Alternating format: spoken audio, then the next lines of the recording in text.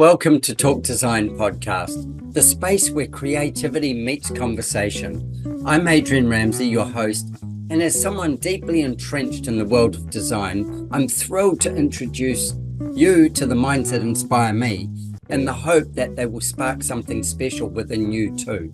From a design past crafting women's swimwear to pushing the boundaries of performance sportswear, from mountaineering to international yachting, to implementing systematic innovation solutions that transcend boundaries in aerospace industry. My heart remains rooted in architecture, and exploring the emotional tapestry woven by built spaces is my fascination. My journey in design has been what can only be described as a life of design. I want to thank you for lending me your ears. I'm eager to embark on this next episode together. My guest on Talk Design today is John Banta. Now, John is a very good friend and co-author of a book called Prescriptions for a Healthy House. And I met him through my wonderful friend, Paula Baker-Laporte. Now, you'll have heard of her a few times on the podcast. And Paula was telling me that John had just written a new book called Mold Controlled. And we're going to dig into that. But first of all, I'd like to give you a little bit of history on John. He is one of a handful of experts in the, I'm going to say in the world, but certainly in North America, who have the kind of knowledge he does on mold and how mold affects us as humans and how it affects our homes, how these things all come together. With his massive amount of history and data on this field, he collaborated with Paula on creating the prescriptions for a healthy home, or a healthy house it is, sorry, as well as doctors send their people to him to actually work out what's happening with mold, where they're getting the mold infections from, and then what can happen beyond there. So hopefully I've got all that right. But John, welcome to the show. Thank you. Good to be here. Do I need any corrections? No, I think you did fine. That's always comforting it first off, you know. I want to kick off with, first of all, just a simple question on how did you and Paula meet? And, you know, what brought you guys together? Because Paula's recognized as one of the world's experts in the healthy home space as an architect and stuff. And so somewhere you two bumped in together and went, we've got to share. Tell me about that. So it was like 27, 28 years ago. We met through the Institute for Biobiology, which at that time was located in Clearwater, Florida. And we're both biobiologists. And Paula was commenting on how she and her friend, Dr. Erica Elliott, had been working on a book about creating healthy homes in the Southwest. And she said that they had sent out to publishers and they had gotten back quite a few rejections, but in all of the rejections where they wrote something back, they said that basically it was too focused on one area, that if they were going to consider it from a publication standpoint, it would have to cover at least all of North America. Right. And they had, focused in on the Santa Fe area because that's where they lived and that's where they were having their experiences. Both of them have environmental sensitivities. And so anyway, I said to Paula, you know what, if you want to send me over your manuscript, I'll take a look at it and see what I can do to give you a few little tips here and there. And so she sent it to me and I spent a couple weeks with it. Ended up sending her back 50 pages of comments. And it wasn't too long after that I got a call from her saying, Erica and I would really like it if you would be willing to come on as a co-author with us. Because my background, my experience, I've been doing this all over the United States and Canada for some time. And in fact, that was about the time that I actually visited Australia and New Zealand and taught classes in mold remediation there. So there was some information back then, and I found it very interesting. In Australia and New Zealand, buildings were not that bad from a mold standpoint compared to where we are in the United States, or were in the United States back then. we've continued to deteriorate, and that sounds like you guys have too. Well, that's interesting. I know New Zealand had a massive problem, what they call the leaky house problem, the leaky home problem, where the building code, yeah, didn't have any overhangs or the right flashings and the right, waterproofing, basically. Basically, you've got a Yeah. wet climate and the Mhm. waterproofing angle to that was very poor. And so it went through this whole thing.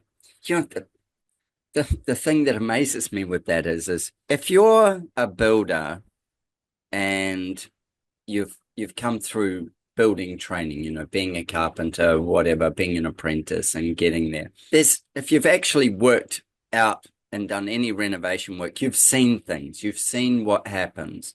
And the other day I was with Matt Risinger from Build Show, and Matt was sort of saying, the biggest thing he was telling us about some of the disasters that he's had, with water ingress and stuff like that, and what's had to happen. But he goes, the thing that you see is you see the problem, and he goes, so then you trace the problem to its source, and then you fix it at the source. And with that, when the legislation in New Zealand allowed for the building standard to be less than it ever was before, there must have been a whole lot of old builders who went, there's no way I'm doing it that way. And then there's a whole lot of new builders who went, that looks cheaper. Let's do it that way. And then they ended up with this multi-billion-dollar problem through the country. Mhm. Yeah, we have a Where, phrase. We yeah, have a phrase: quicker, cheaper, tighter. yeah, right. Yeah. And there's And that. those are things that help to increase the moisture in the building. Just as an example, when we exhale about a quart of moisture every single 24-hour period per person. When you add in cooking and cleaning and bathing and all the other things that we do, it works out to about a gallon of moisture per day Yep. per person in a Yep. building. And if the building can't manage that moisture from us, then it can end up failing that way too. But I think the biggest problem that we've seen in the United States is the use of gypsum drywall, which has a paper facing on it, a cardboard facing on Uh-huh. it. Yeah, And we have the same stuff here. We well, call it 25 years ago, I wasn't seeing that when I was there. I actually visited a couple of builder supplies while I was in Sydney, and I just did not see that much of that kind of material available. Most of the places were still being plaster coated. right. Okay. Yeah. So yes, it was definitely available then. But yeah, maybe there was a lot more plaster coatings. You would, if you went into any modern subdivision now, you would see a combination of that, and then anything that would be your, I would say 90% of your wall coverings. And it is just plasterboard, so paper, gypsum in between. And then the other one that you would see, which this is the one that frightens me, we have a waterproof model of that, which means that it's treated paper on one side and then not treated on the other side. And then the other thing that you'd see is medium density fiberboard, so MDF, and Sure. you'd see that that's like a good sponge as well. That you would see as wall claddings and things, internal wall claddings and stuff. Hmm. And then, of course, you would see, going to the point of quicker, cheaper, tighter, you would see a lot of paint that would be basically a plastic coating, so an acrylic coated paint, acrylic Yeah. paints. Elastomeric is what we call Yeah. it here. Wash and wear is what we call it Hmm. here.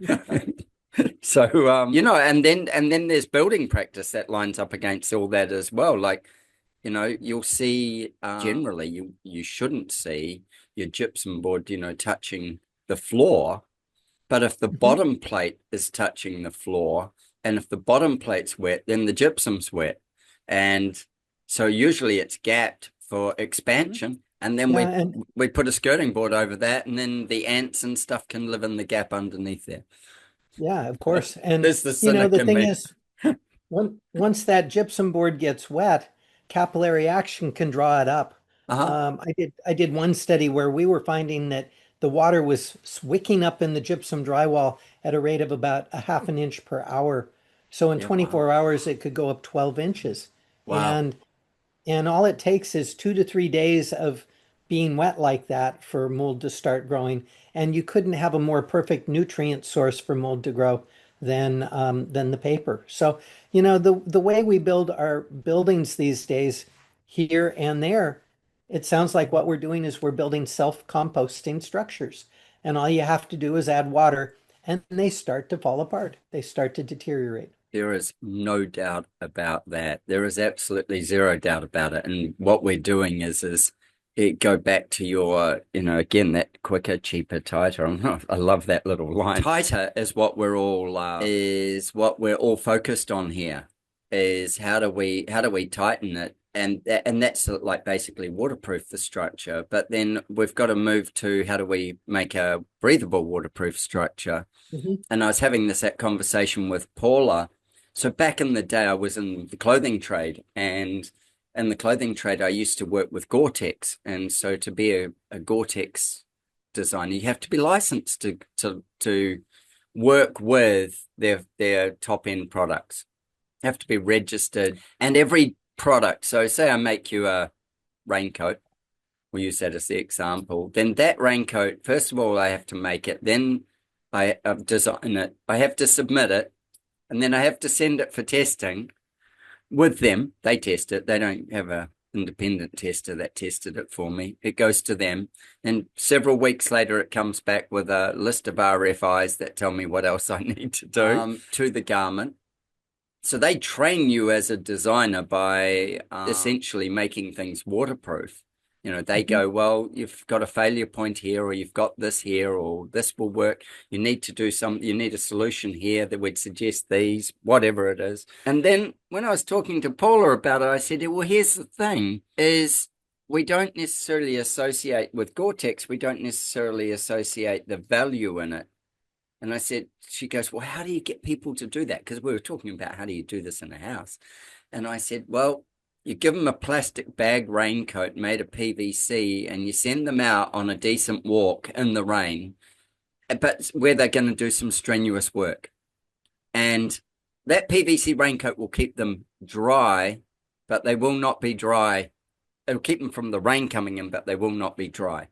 Whereas if I send you out there in my Gore-Tex one, you will get to go out there and you will be dry and the raincoat will keep you dry because of the fact that your moisture will carry through the coating and to the outside. So then you take into account products like ProClimber that we use here. We specify ProClimber, German product, which we would wrap a house in and all the rest, which breathes. But then if we just put a gypsum wall on the inside and paint it up with some beautiful acrylic wash and wear paint, we've actually just put a layer inside which is going to hold the moisture inside the room as opposed to letting it travel through.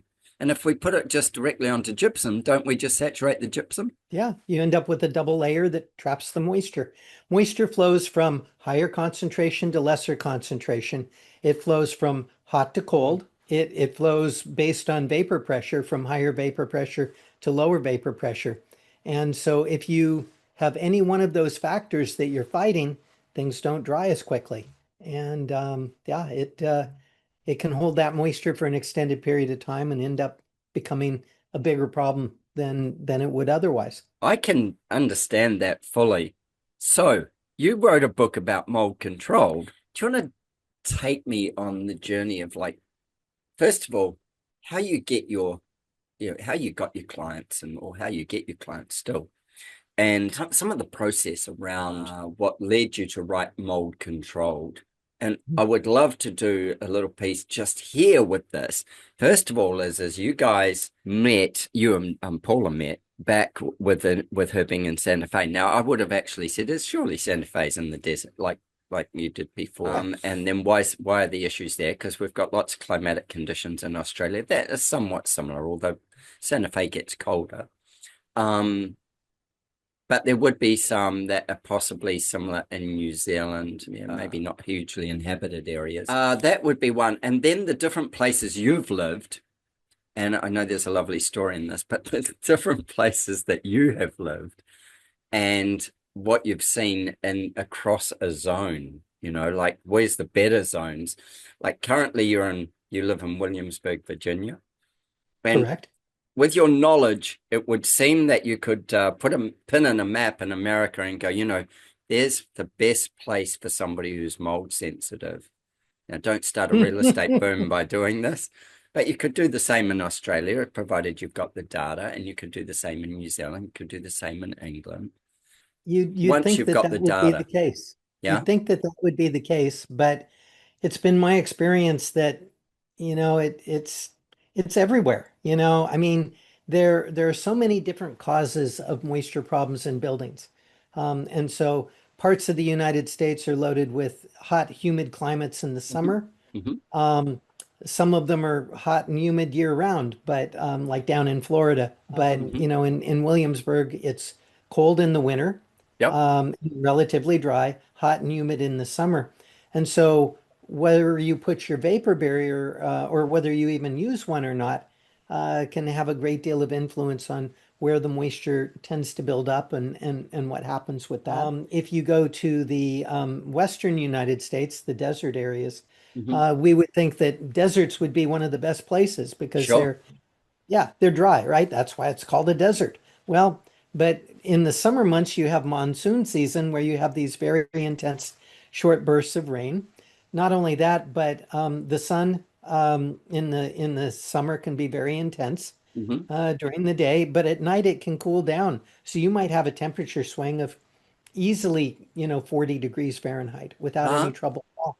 And materials expand when they're hotter, and they Hmm. contract when they're colder, and they expand when they're damper, and they contract when they're drier.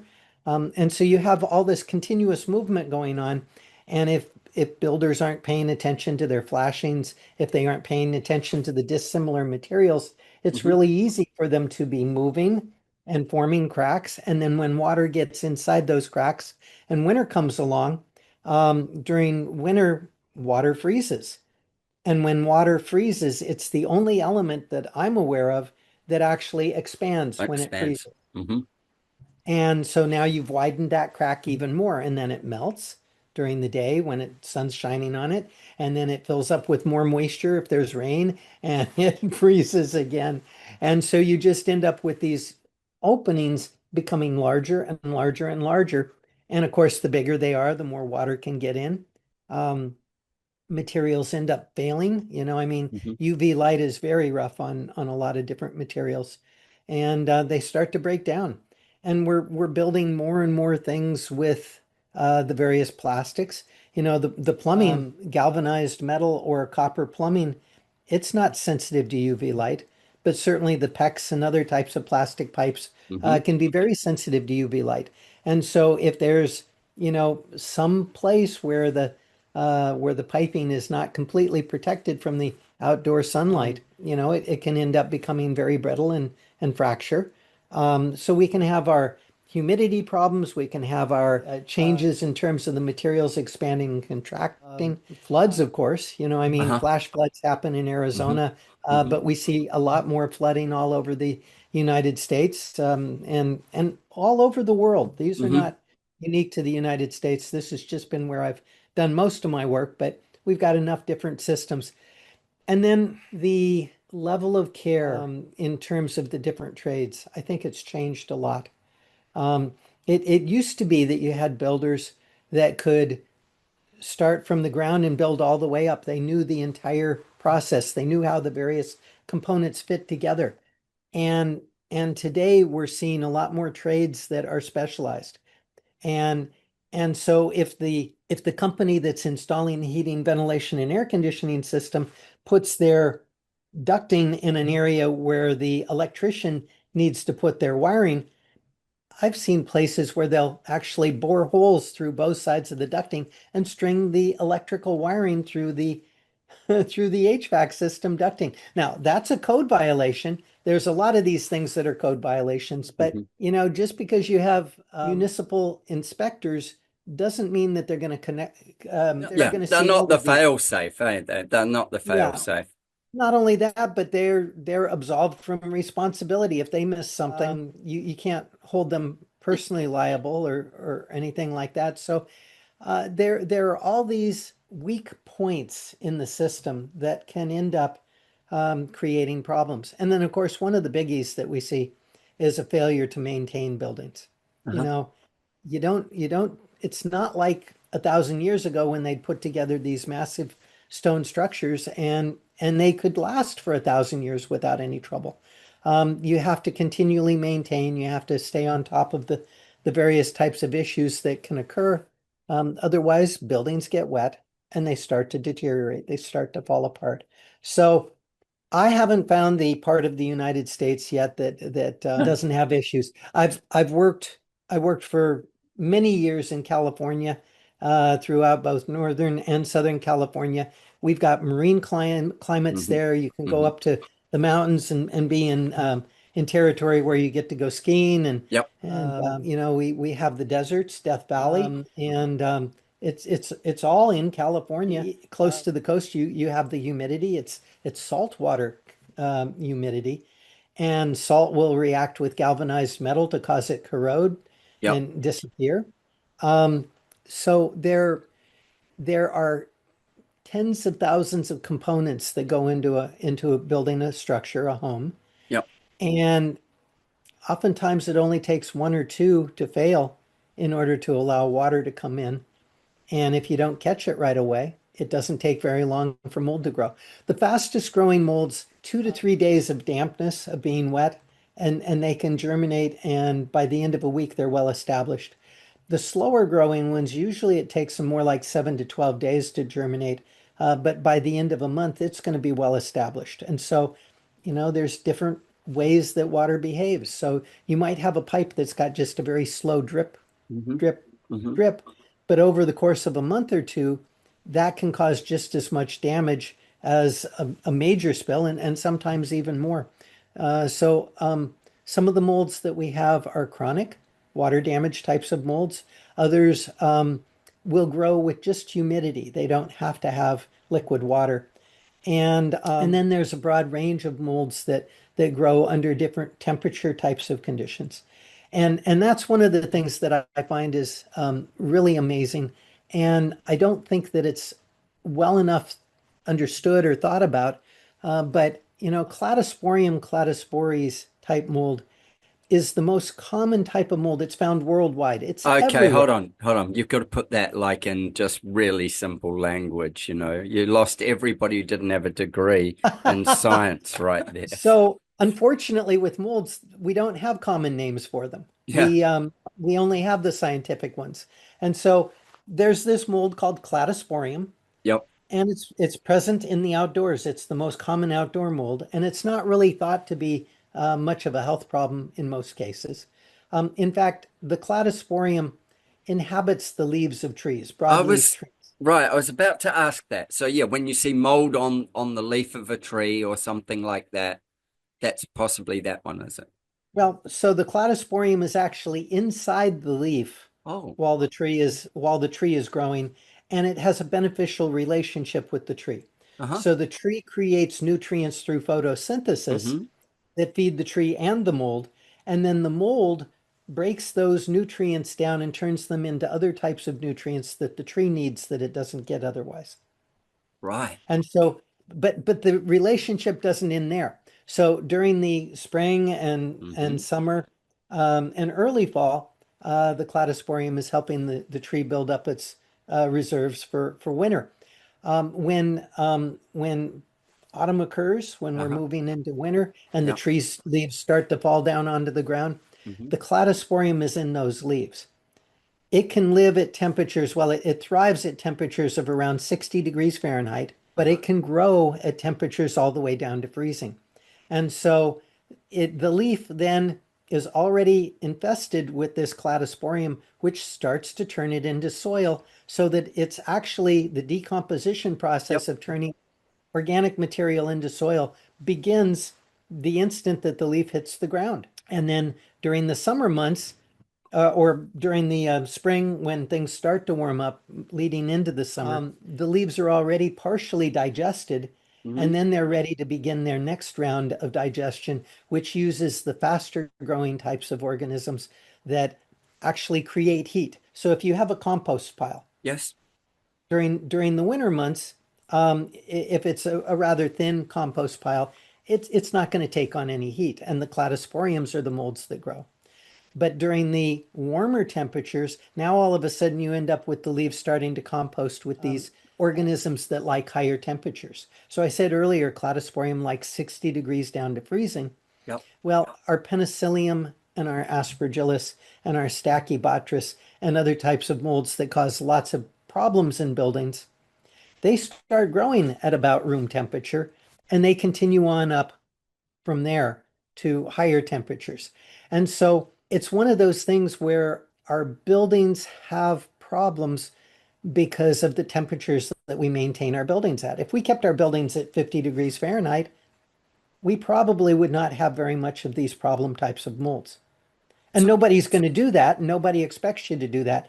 But you got to break the cycle somewhere. If you can't break it with temperature, and if we're going to build our buildings out of nutritive types of materials that can be used as food, and oxygen's always present, we can't create a building that doesn't have oxygen. That Not would be live very, in it. yeah, that would be very hard on us. So where can we break that cycle? Well, it's with water. It's with the moisture. But we got to pay attention to that because, we do perspire. We put out a quart of moisture a day. We put out a gallon by the time we're finished with our cooking and cleaning and everything else that we do. So that's a gallon we're leaving inside our home. For every For single every, person that lives yeah, in that home. right. So and take my home where we've got, say, 5 people living in it. We've got 5 gallons of water rushing around in that space, minimum 5 gallons of water, because by the time the girls have run the shower, there's probably an extra gallon in humidity in there alone. But for each of them, I'm thinking. And then you can have water vapor coming up from the soil. If you've got a Sure. concrete slab, they're supposed to have less than 3 pounds of moisture of water per 1,000 square feet per 24 hours for most types of floor coverings. But if you've got 3 pounds coming up per 1,000 square feet, that's 2,500 square foot home's going to be a gallon Yeah, coming up that way. right. It just, it keeps expanding. And so we're constantly So wetting our homes, I was and about it's up to our home to be able to dry. Right, I was about to say we can't remove the wetness from our homes. We can remove ingress of wetness, that doesn't there. But the minute we live in them, we're bringing it in anyway. And Mhm. like where I live here, we get plenty of days that are 100% humidity in the summer.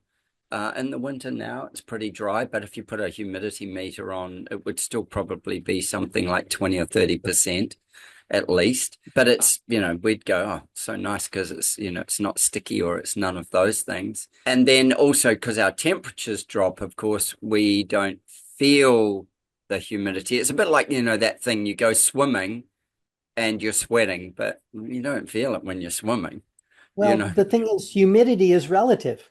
That's why they call it relative humidity. So if you have, so I had a client who lived in Sydney, Australia Uh-huh. for a period of 3 years. She went there for work. She was from San Francisco. And while she was living there, she collected a lot of furnishings that had been made by the Aboriginal people Uh-huh. there, Yeah. handmade types of furnishings, Yep. which she dearly loved. When it came time to come back to San Francisco, she hired a company to come and load her personal possessions up into a cargo container.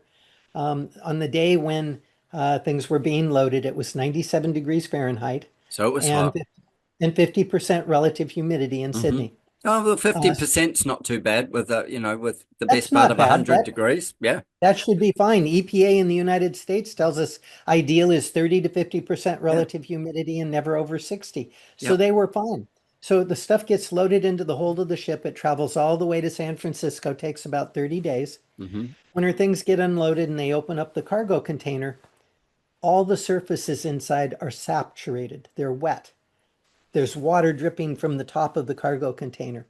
It is literally raining inside this cargo container. Oh, Now, and yeah, but was the cargo container leaking or was this the moisture cargo from? container was not leaking. Because I have this interesting thing with this one as well. Like years ago, I was doing some work with Fiji Water, the water company, and they had this thing where you send your ship with your water on it, and it goes somewhere. And they were telling me about one of their biggest losses ever of product was a ship sitting in the harbor in New York. And when it sat in the harbor, all the water froze and all the caps came off. So they lost the entire amount. And they were containerized. So Yeah. it wasn't that it all spilled out, just that it was all open. That was more of it. But with that, this is the thing that container went from, say, Sydney, maybe to, I don't know, Fiji, and from Fiji, maybe to wherever. So it went through a series of climatic zones before it landed in San Francisco as well, Yes, it maybe did. via Hawaii or something like that. But let me give you another tip. Her cargo container was in the hold of the ship. It wasn't up on Oh, the deck. It was on the okay. hold of the ship. And the hold of the ship was at a constant approximately 57 degrees the entire trip. Yeah, right. So Okay, so come when on they now. when they opened it up, Reveal. everything, all of her contents were completely ruined. They were wet. They were covered with mold growth. Fortunately, she had purchased mold insurance, mold coverage on her things that she was shipping from Mhm. Sydney to San Francisco. And the insurance company went back to her and said, until we know and understand why this happened, we're not going to settle your claim because, we want to know who we're going to go after to Yeah. recover this God, money for all God your bless the furniture. insurance company. Yep. God bless the insurance company. So they actually hired me to try to recreate why all this happened. And it turned out to be fairly simple. I knew that the temperature on the day that the Yep. shipping container had been loaded was 97 degrees And and you that it knew, was 50% relative humidity. And I knew that the temperature of that cargo container in the hold of the ship was approximately 57 degrees and I'm talking Fahrenheit. You guys Mhm. use centigrade, don't you? Yeah, yeah, we do, but Uh, we're all good with Fahrenheit. okay. Okay. So anyway, that's a 40-degree difference in temperature. Hmm. 97 degrees Hmm. when the things were packed up to 47 degrees when they were under, And in the hold of the in the ship. hold, were they wrapped? I don't know. I was going to ask that. The reason I thought But that was is I wonder if they were all in plastic bags and bubble wrap and all that stuff as well. I don't Um, think so. yeah, But even if okay, yes, they were wrapped because the cargo container was basically airtight. right. So that was Okay, the wrapping, even if they gotcha. had plastic So they would inside have or been not. boxed or maybe paper wrapped or Yep, something. Yep. yep. So relative humidity is relative. Hmm. A 20-degree drop in temperature will raise the humidity by 50%. So let's think through this. Everything was loaded up into this sealed cargo container in Sydney at Yep. 97 degrees Hmm. and 50% relative humidity. They put it into the hold of the ship. The temperature drops down. Let's say it dropped 20 degrees to 77 Hmm. degrees Fahrenheit. It's now gone from 50% relative humidity to 100% relative humidity. And what Wow. happens at 100% relative humidity? It Reach condensates. it condenses. Yeah, you've reached dew point, but it didn't stop there. It continued from 77 degrees down to 57 degrees. So now we got 200% relative humidity? No, you can't have No, you've more than got 100%. 100. So what happens? It It rains. rained. It rained inside that cargo container the entire trip from Sydney to San Francisco. Wow. So when you get vitamins, if you get, a bottle of Hmm. vitamins, you'll Hmm. notice that there's always a little packet Hmm. inside there that says do not eat. Well, that's called silica gel. And silica gel is there to absorb moisture. If vitamins are manufactured in one part of the world and get shipped to another part of the world and they go through these temperature changes, or if after you get your vitamins, you take them and you put them in your refrigerator Uh-huh. and you don't have that little packet in there, the same thing happens. It can It, condensation where moisture forms in the bottle. The vitamins take on that excess moisture. They start to stick together. Eventually, they become a sticky gummy mess, and it's yep. ruined the product. Moisture control for manufacturers of electronics and everything else. You'll notice these days they're putting those little pouches of silica gel Everywhere. Everywhere. everywhere. And that's because of this very problem. If you don't have control of the temperatures, if the temperature drops, then the humidity is going to rise. And if it's in an airtight area, it's going to be a problem. One of the things that I'm seeing a lot with my clients to be, once they're a client, and I stress these types of things with them, but they're using a lot of plastic totes. I think Hmm. a lot of people have gotten scared by this idea that cardboard, because it's recycled, it's got all these mold spores and contaminants in the cardboard when it's brand new because it's Is being that made from, true? well, yeah, it's being made from recycled materials. And what happens to the bundles of cardboard as they're sitting in the recycling yard waiting to be manufactured into something else? And they Just sitting get, out in the rain. yeah, and also they get wet to be broken down to be repulped and then to be recycled, don't they? The difference is that when they break them down to pulp them and recycle them, they do it quickly. You don't have time for Ah, a right, degradation to occur.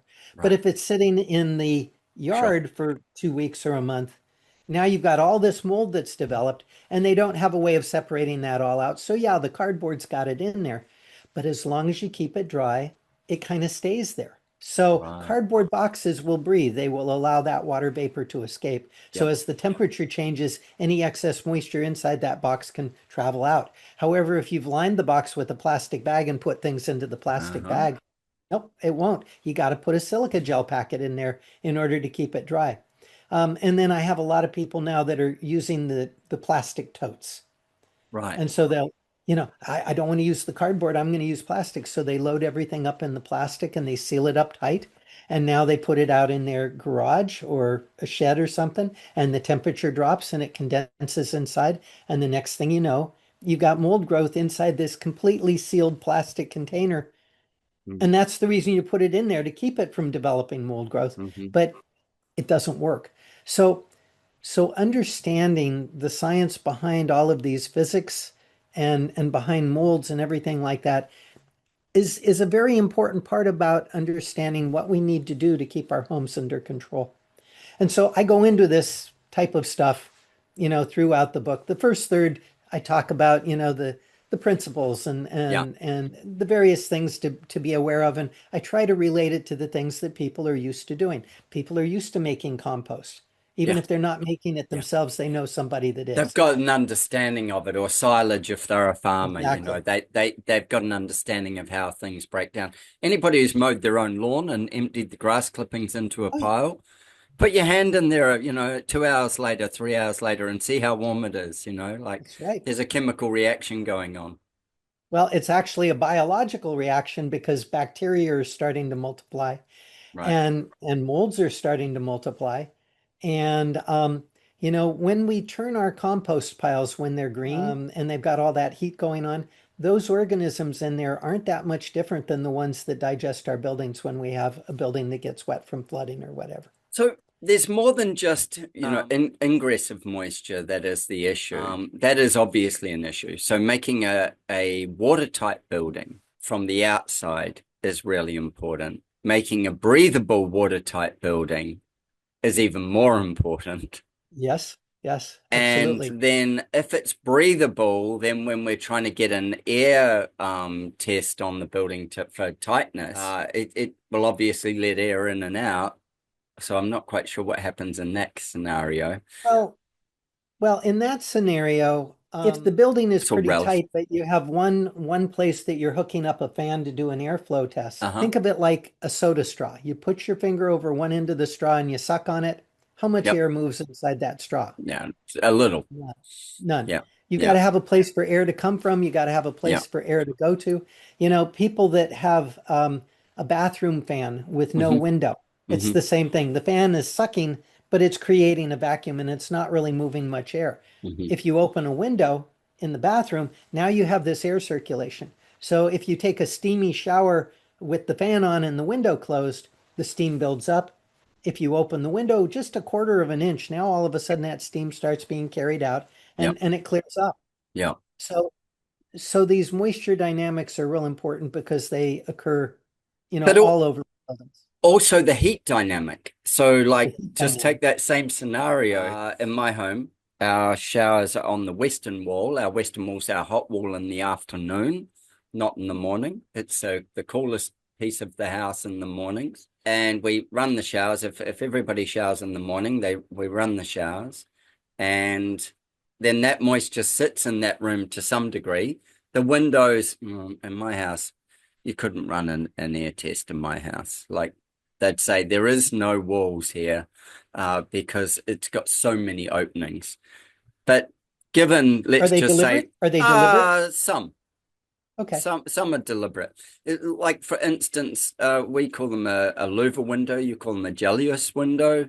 You know, Hmm. like a we have those windows in our shower boxes to the outside. Now you can close it, but it's still not super tight. You know, it will still allow a little Sure. fraction of air. But in general, we would always shower with those open anyway.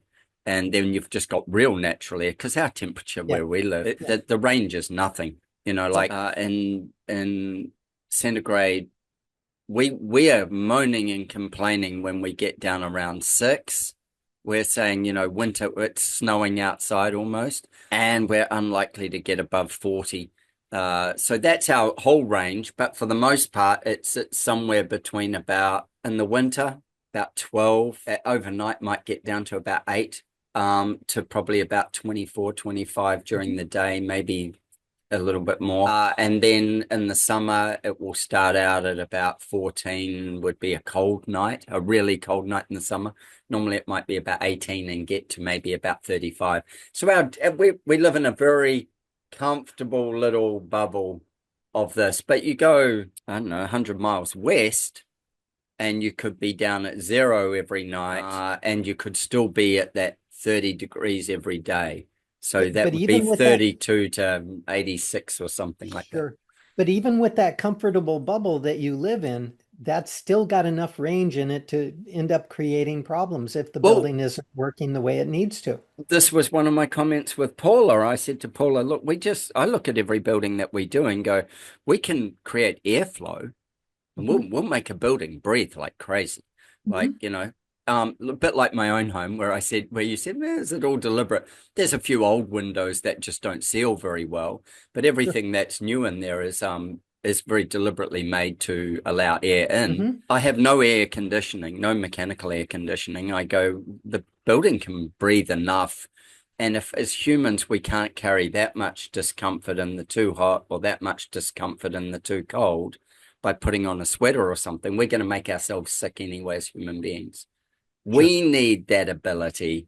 We don't need to remove ourselves from that ability. We need to work with nature. So this is my belief system. When I'm designing for clients, I am designing airtight, watertight. But what I'm doing is I'm also making that building breathe naturally, just by air exchange, you know, like you were saying. So we'll bring low air in and cool and let it out hot out the top, etc. But with Paula, I was saying we don't want to live in a building that we close up. We want to be able to open, for the example, again, if I use my own home as the example, on our northern face, which is your southern face. Mhm. So that's our best heat face. With that, we want to be able to live with that northern face.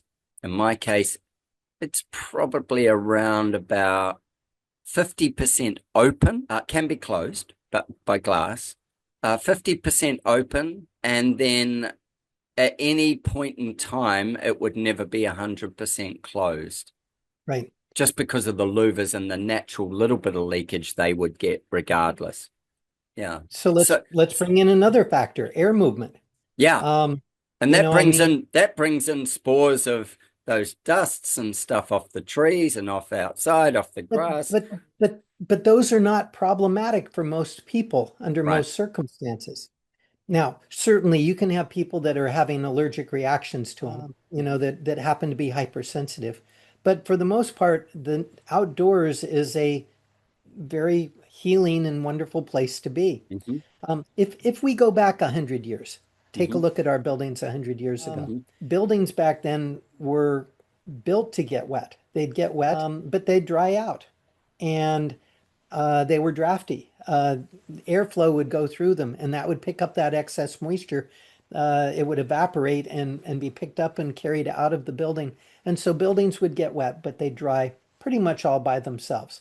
And as long as they went through that cycle in a fashion that didn't allow it to stay saturated Nice. wet for too long, then So, buildings did fine. so like if I go to a 100-year-old plus building in Queensland, if I went to a 100-year-old plus Queenslander, we'd find out it was a single skin thick of timber, and the framing would either be on the outside or the inside of the room. The framing would be exposed.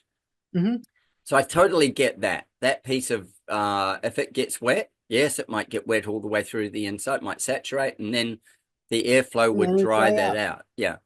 Yeah. So then And when we got fancy, we went, okay, well, we'll build it like that on the outside, and on the inside, we'll plaster and lathe it with horsehair and whatever. And then mhm. they'd, what, like white set it, I suppose, with a lime-based plaster. And then that would, if we got really fancy, we'd have wallpaper, I guess. But pre-wallpaper, You were doing great until you said wallpaper. yeah, well, pre-wallpaper, we may have painted that, but then we would have used, I hate to think actually, Well, probably a lead-based paint, but if you were using latex paint or if you were it using wouldn't have wallpaper, been. then you Back were then, adding a nutrient coat. If you were using mineral pigments yeah, and that's what lime it would have plasters, been 100 years ago. It would have been mineral pigments. yeah. So we didn't have the problems back then. When the problems really started, so I've been doing this for 35 years now. And when I first started doing this it was about 1987. Hmm. There were still a lot of buildings in the United States that had not undergone energy Hmm. conservation Hmm. retrofits. They were basically the original structures that had the plaster and the And the exterior horsehair and wood the, yeah. framing. And yeah, all of these various types of things. And they were doing great. And then in the 70s, we started getting worried about energy conservation and tightening up buildings. And I started seeing more and more buildings that were being retrofitted. And here you'd have a 100-year-old building that had been around for 95 years and been just fine. Just working And then in the beautifully next 5 years, you have 10 times more deterioration that's occurred in a 5 year period than in the previous 95 years all put together. because Why? of the change of, oh, yeah, go. Exactly, because we tightened them up, because we trapped the moisture, and because they basically started to turn to mush. And Um, our code, though, our building codes tell us it's got to be airtight. well, yeah, and they tell us all kinds of things that actually end up creating all kinds of problems. Right now, code is not in balance with health in many instances, Well, and if we they're starting to. go to Australia or the US, like the US has the sickest population in the world, yet the most Mhm, advanced technology. mhm. Australia is right there beside it, with the same thing. We're creating sick communities with our understanding of the building biology, really. But I Yeah, mean, one of the biggest things, if we left everybody sitting outside, we'd lose a few to, dying of the cold or whatever. But if we left them all outside and they were living in nature, they would probably survive healthier than if they were living in what we call the yeah. modern house. I, And I, I believe you're right about that. I mean, so we started having problems with mold growing in buildings at various times, and uh-huh, one of the things that got used for that was lead-based paint. Well, what's the sense of that? I mean, lead is very dangerous if it gets into our bodies. yeah, So in the late 1970s, lead-based paint got outlawed mm-hmm, in the United States. mm-hmm, And so what did the manufacturers of paint do? They started adding mercury, which is another heavy metal that does a wonderful job of suppressing and retarding antimicrobial, types of things. But mercury does a wonderful job of suppressing and retarding our children as well. So then they stopped putting mercury in, and in the early 90s, they started using antifungals, various mm-hmm, fungicides, and mm-hmm, antimicrobials like Benomil, and which was used in agriculture to help prevent the blossoms on almond trees from rotting and dropping to the ground too early if they had an early rain before they had set their nuts. And so they started using that. And then they started putting that in paint in the 90s. mm-hmm. And the next thing we knew, we were starting to hear about resistant organisms that were developing. We actually have some super molds now that are much more resilient than they were back when I first started doing this type of work. Wow. And so we're creating, these various nightmare types of scenarios. It's no different than with antibiotics. If you Oh, if right. you misuse antibiotics, Yes. Yeah. you end You up build a strain. Yeah. you build a strain that's resistant. Hmm. If you misuse antimicrobials, you create these super strains of fungi. So my entire approach is a non-toxic one. I don't like the use of antimicrobials or biocides for a lot of different reasons, but that's one of them. And they're simply not necessary. And so what we have to do now, we've gone from a state where, buildings pretty much took care of themselves as long as they could breathe and dry Hmm. out by themselves. Hmm. We've gone to a state where we need to start monitoring and adjusting our buildings as necessary, and sometimes even putting them on life support by installing dehumidification equipment or Hmm. things like that. Hmm. But we need to do it in ways that's going to actually work and not create unintended consequences. So, I see a lot of people that install dehumidifiers inside their HVAC system in the United States. And they put out $2,000, $3,000 in order to do that. The problem is that dehumidifiers stay wet inside. They work by condensation. And Of so course. you've got Yeah. this moisture film inside of them. And so if they're not continuously draining their moisture out, if the They're interior making stays wet, mold. they make mold. And so I prefer, and built-in systems like that are very difficult to service and maintain. I mean, they're up in the attic or they're down in a crawl space underneath the home, or there's some corner where you easily can forget about them. Yep. Yep. And it only takes 24 to 48 hours for some molds to germinate. 48 hours, I think, is a good number. If you can if you can get everything dry within a 48-hour period, at least for, a couple, 3 hours, then you won't have mold that's able to germinate. Or if it germinates, it's not going to be able to put out the Yeah. hyphae To, and start growing. So when mold germinates, what it does is it starts exuding these enzymes that digest building materials. uh-huh. It's literally doing the same thing on the outside of its cellular structure that we do in our stomachs and our intestines. Well, And so it's it's the breaking down. example you gave of it in the leaf. You know, the leaf Mhm. drops to the ground and it starts doing its work. That's why Starts doing. yeah, yeah, Well, it changes jobs. It yeah, goes from creating nutrients for the tree to degradation and yep, making soil, which also creates nutrients for the tree. yeah. Which is Circle of life. it's a circle of life, as I say, ashes to ashes. Like this thing goes around. And I had a discussion with Andrea Keller recently, and she was saying, yeah, well, you think about mold, even when mold happens in a person, when people get brain mold and things like that, it is basically the mold doing its work. It's just doing its job. It's going, oh, this is ready to go back to nature now. And if we were to drop dead in the ground, at some point, mold would be one of the things that would happen to our Yeah, organs, yeah. body. Yeah, The it's a worms go in, the worms go out. yeah, yeah, yeah. So But we can't live without it. What we need to do is live with it. I suppose with it in our control, or with us yes. in our And so control. you need to recognize when you're in control and things are fine. And you need to recognize when you need to step up to the plate and put the building on life support. And Yeah. hopefully you won't have to put it on for very long, but having those systems set up where we live in Williamsburg, Virginia, right now, it's 97% relative humidity outside, and probably about 75 degrees Fahrenheit. Okay. So it's And we sticky. do, yeah, it's sticky. And Yeah. we have a crawl space under our home, but we have vents around the outside that have louvers on them that you can open and shut. Is that on And the outside of the building, running yes, around the building? And then what yes. about? So that's aerating the crawl space underneath the building. When the vents are open, it allows airflow to go Yep. through the crawl space. Yep. When the vents are closed, it stops them up. And then I have installed a dehumidifier in our crawl space that's able Ah. to drain So a drain line to so take the it water away. right.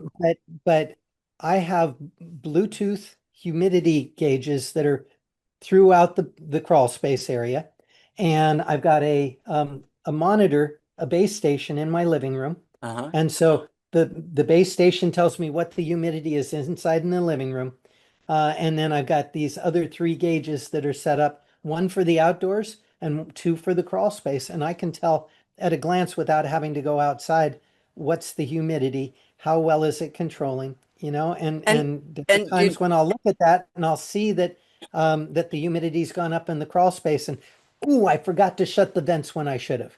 So, I mean, right. I'm putting in at least 10 minutes a day in maintenance on the house, and I probably average 2 to 4 hours a week. And I Um, mean, you could automate probably all of that if you wanted as well. It well, could we're be an certainly automated getting there, system. and Yeah, AI will yeah, be able to and go. AI is going to have it, but Yeah. it's going to take a while for AI to get smart enough to really Well, make these things work. And it so we need it's to going to we read need your to book. get It's going to need to read there. your book. We need It to. probably already has. It probably already has. Yeah. We need to have you built as an agent so that it knows the thing. But it's about the programming, isn't it? So, well, what happens, like, say, here, where we're looking for a 7-star rating on every house for our like what am I trying to say? Our value of how well it works. So what's our, overheating from sun? What's all those different things? So how's that insulation going to operate? And to get a 7-star rating, I think you pretty much got to be a slab on ground. And then that would probably be an insulated slab on ground as well. So then we're insulating, so we're taking our first layer of compaction or whatever. We're probably using plastic like polythene, PVC, laid out, compacting on that. Or if not, then we're putting it down next. Then we're Mhm. putting down some sort of polystyrene, which will Yep. have some sort of foil barriers on it. Mhm. And then we'll pour concrete on top of that. Mhm. And then that concrete will let its moisture go over the next 20 years, but we'll just pretend it happened quicker. Um, It usually, most of it it's will be gone quicker. 90% in the first year. Yeah. So I like concrete slabs once they mature, but just like babies, babies are always losing all kinds of water all over the place. They pee Yeah. in their Yeah. bibs and in their diapers. Nobody's invented a diaper for slabs yet for that first year before the slab matures. Right. And that's That when you first start. year is the year when things go wrong. Yeah, yeah, absolutely. Chance say you've got a timber frame or even a steel frame that gets erected directly off that slab. So that first part of putting a sponge on top of the slab to drag it in. And if it's not a sponge, Or, then it probably starts to set up with some mineral reaction against the steel Mhm. bottom plate. Or you put cabinetry in your home on the slab and you leave the front kick plate in place. And now during that first year, that water vapor is coming up off the slab and depositing inside that enclosed space underneath the cabinet. And now you end up with all this mold that grows.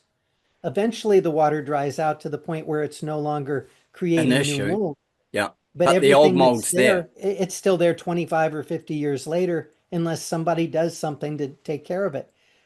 It would be so simple. Just leave the front kick off the front of the cabinet, install the cabinets.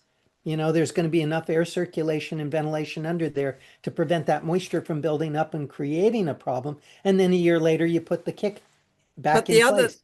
other thing I see is we'll go, oh, we're going to put a engineered timber floor across that, and so we'll come in and lay some more, like we've got our concrete slab, and we'll lay down some thin cushioning, and then we will start running boards directly over that thin cushioning, or we'll And that direct thin stick them. cushioning is waterproof. Or Oh they'll yeah, even put a or yeah. they'll put So a now piece we're of plastic, yeah. polyurethane, yeah, on the slab. So now what's happening is that moisture is building up from the slab, and you end up with those things starting to float. They call it a floating floor. Yeah, that's why. It really is. During that first year, you end up with all that excess moisture. And if that floor isn't scrupulously clean before you put those things down, mold's going to have the nutrients to grow like crazy under there. Well, so you've almost guaranteed there'll be some sawdust, there'll be some dust, even if you vacuumed it out. Even I don't think you could clean it in a building site well enough. And look, if the floor's going in, depending on what stage the floor's going in, but whether it's going in around stud walls or whether it's, I, I don't remember when I last saw other than a natural timber floor on bearers and joists, a Mhm. floor be laid and then the walls be put on top of it. When it's in Yep. a house nowadays, we see the stud work go in first, and then we see so onto the concrete floor, and then we see the timber go in after that. And as you say, like it'll be rolled out, it'll be with a polythene underneath, and then maybe a small foam layer if need be. And then even if whatever it is, it's going to be usually trapping the moisture in the slab. That's right. That's right. And so, what's a sensitive person to do? Well, the good news is that when you put that layer on top, it usually holds the mold down. But at some point, that floor is going to come up. It's going to be replaced. It's going to wear out and need to be replaced. Well, And then you end up with massive releases of spores into the living space. yeah. So the other thing though that you said then is that's fine if we're putting a timber floor on it. I've got a couple of other questions here, but the other one is oh no, we'll carpet it because that's the cheapest floor covering. We'll carpet those rooms. So now we go through and we put down some probably semi-toxic chopped up foam as a layer, and it's got a barrier of some kind on it as well. Like it's got like a PVC of some kind barrier across that foam. And so we lay that down, then we put the carpet over it, and then that gets the mold, and that mold goes into the Hessian backing of the carpet or whatever it is, and we've created another incubator. There was a subdivision that I did some work with where the concrete contractor, they were pouring these slabs. They were putting a vapor barrier in the slab, pouring the concrete on top. And then one of the guys was going around with a sharp, pointy stick. I guess it was a nail on the end of a Mhm. broomstick or something. And he was poking holes in the vapor barrier everywhere throughout the slab. And when I got called in, carpets were being pulled back, and you had these polka dot spots of mold growth all over the slab. Just And where the nail went through the vapor barrier. yes, there was petrographic analysis where they bored holes, and when they pulled them out and took them apart, what they found was that every place where there was the spot, there was the hole that had been punched through the plastic.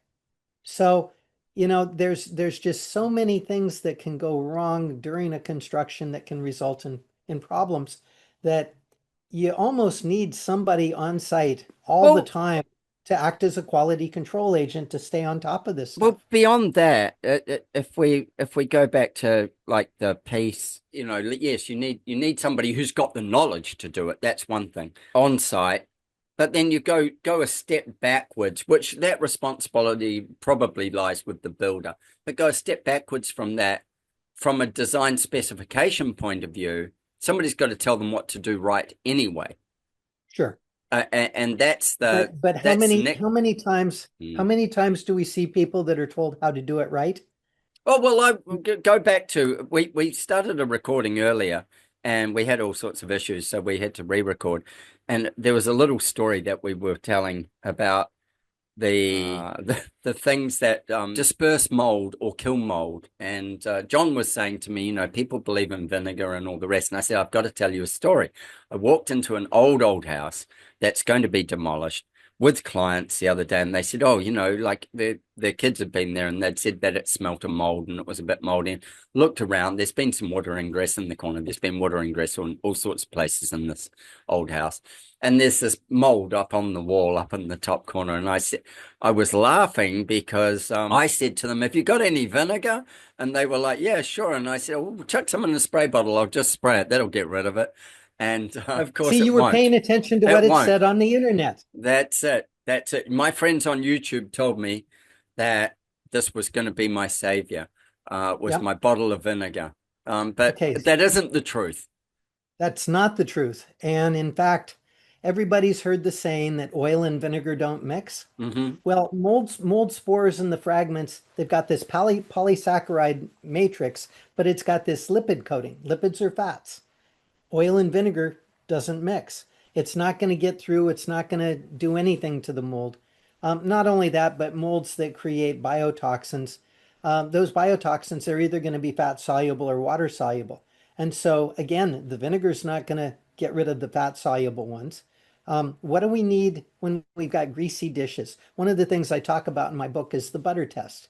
Whatever it is that you're thinking about using to clean up mold, just take a smear of butter and put it on a plate, and then try cleaning the plate with whatever that product is that you're thinking of What a using. great test. What a And if it great doesn't test. clean up, then it's not going to work. You need something that Yeah. will emulsify. It's a bit like, you know, when you've got butter on your hands. So say you've been baking a cake or something, you've got butter on your hands and you give them a wash, but maybe not a really good wash. And about 3 or 4 hours later, you'll put your hand near your nose and you'll get it'll stink. And it Mhm. doesn't smell And like butter. It smells yeah, like rancid butter. yeah. If you try washing your hands with just water, you won't get the butter off. Uh-huh. If you use soap, then you can get it mostly off. Yeah. And but it So the butter test, if you've got mold in your house, it's the same as really running the butter test. If you're cleaning it with something that is not able to remove the butter off your hands. So a great example here would be, you know, people go, they will use bleach, and that makes it changes the color of the mold. But again, if you've got butter on your hands and you pour bleach on your hands, it won't remove the butter from your hands. So I confess back in approximately 1999, I was involved with a case where house had plumbing up in the attic. It burst Uh-huh. because it froze. The owner was away having hip replacement surgery in the hospital, and he was away for 2 weeks. So when they came back to the house to bring him home, It there was was just mold everywhere. It was mhm. just wall-to-wall mold. And so his son, who was a contractor, he stripped out all the drywall, he stripped out all the flooring, and basically took it back to the studs, which is not a bad thing. But the studs and everything in there was all covered with this mold growth. And so he came in and he sprayed it with chlorine bleach. And he let it dry and he sprayed it again with chlorine bleach. He did that 5 times. And at the end of that, he thought he had taken care of it and put it all back together again for his dad to move back into his house. Well, the problem with that is the mold was still there. They bleached the color out so you couldn't see it. But the house was so loaded with mold, and this poor man, he wasn't doing well at all. I ended up being able to find out where some of that mold had been hidden or had been in the walls. So we were able to open up a few very small areas, do samples, sent them off to the laboratory tape lifts, and I got a call from the laboratory director. Um, I always want to know the lab people that I'm working with. I Mhm. don't want to send it to some faceless lab. I want to work with the best of the best because I want answers, and I want to know that if they see something that's strange, they're not just going to, pass that sample on back to me with some Yeah, partial with results. these ones ticked, but this one with a question mark. Yeah, exactly. So he called me up and he said, "It's the strangest thing. We're looking at these samples and we're seeing that, there's some strange things in there, but we really can't tell what they are or anything like that." So we added some stain to it, and all of a sudden the mold spores and the hyphae started to it became crystal clear that this was a mold contaminated sample. We couldn't see it without staining it. That never happens. What happened in this house? Well, it got bleached Five five times. times. It removed the discoloration so that the lab wasn't finding it. How many times has chlorine bleach been used on a place to bleach out a sample that gets sent to a lab and the lab doesn't pick up the phone and call the environmental consultant, or maybe nobody even knows that bleach was used. And so this place is completely contaminated still. It never got cleaned up adequately. Um, So it's what would happen if you used bleach and say, you know, detergent and water mixed Well, it together? depends. It it depends on the detergent. Whenever you start mixing chemicals together, Yeah. you run a risk. I I mean, I if was if it's an thinking ammonia, of COVID when and you know, like just inject a bit of bleach, it'll clean things up. Went through my mind as I asked the question. And that was why I was asking the question. so let's say that you use an ammonia-based cleaner, Yeah. detergent cleaner, and you mix some chlorine bleach with it. Yeah. Well, chlorine and ammonia makes chloramine gas. Hmm. That's In that. the United States, there are half a dozen people that die every year from inhaling chloramine gas. Yeah. Now, most of them they're cleaning their toilet and they're mixing the chlorine bleach and the ammonia together and they're inhaling the fumes and it causes them to pass out and they land headfirst in the toilet and they drowned. And that's Right. what kills them. The lucky ones, they miss the toilet, they land on the floor next to it, and then they recover with a Horrible risk. chemically based pneumonia. Their Yep. lungs are filling up with water to dilute down these chemicals, and so they're in the hospital for who knows how long Yep. on respirators and everything else until their body's able to clear that stuff back out. It's never a good idea to mix any chemicals together because you may not know what you're doing. So that's what people say to me a lot of times about the vinegar. Okay, well, if vinegar doesn't work because you got to have the soap, how about if we just take and mix the vinegar with the soap? Well, I Well, was now going to let's ask that question too. Okay, well, let's think about the chemistry of that. Soap is usually alkaline. Hmm. It's basic. Hmm. Whereas vinegar is a weak acid. So Hmm. you go mixing an acid and a base together, and basic chemistry tells us that it combines and makes salt and water. It neutralizes. So now you've added vinegar to a soap solution, and you've basically eliminated the cleaning ability. Yeah, right. That's so interesting. So then, So you shouldn't, whatever the manufacturer's recipe is, they have done the best job that they can with that to make it work as well as they can. And so thinking that you can improve on it just by mixing some stuff together, you're probably going to be wrong. you Maybe you'll get lucky, but you're probably going to be wrong. and if you do get lucky, make sure you've kept your formula because it might be worth it for somebody else. It's such an interesting thing, like I suppose because we see mold in so many places around us, and it's part of what we live with. It's like algae, it's like all those things. They're just part of human of nature, Mhm. and people, and I say people, myself included in the people, don't know what's the best way to work with it. Mhm. There may be some products on the market, but determining one from another is, almost impossible in the overall sort of like, determination of which one is which and how it best works is one of those things that you go, man, who knows? Who knows? And it's not I it know. yeah, yeah, exactly. That is it.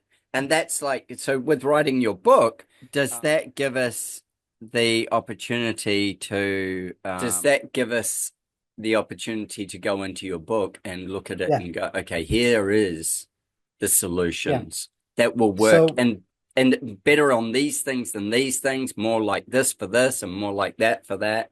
How mhm, do people identify what they've got?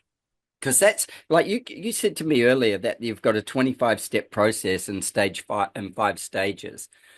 Do you want that's to run right. us through that 25, not in too much detail, but just, what Well, obviously there's a method and there's a very prescriptive method of getting to an yeah, outcome that yeah. works. Yeah. And we wouldn't have time to go through all No. 25 steps, but let me break it down. Stage one is, do you have a problem? Hmm. If you don't have a problem, then you're done. If you do have a problem, then you go on to stage two. And so there are certain things that help you understand whether you have a problem. Do you have an individual hypersensitivity that's medically related? 75% of the population is not got the genetics that cause them to react to mold. 25% of the population has the genetics that potentiate that make it possible that they may have mold sensitivities. But of that 25%, only 1 to 4% actually do get sick from mold because their genes have been upregulated to create those issues. And in order for that upregulation to occur, generally there has to be a stress. So one of the reasons I got started in this is because my wife got sick 35 years ago. She was exposed to some pretty hefty chemical levels and went from being extremely athletic and healthy and to chronic fatigue and fibromyalgia pain and just having an awful time. All based Um, off chemical, like being exposed to chemicals. she decided she wanted to learn to do artificial nails.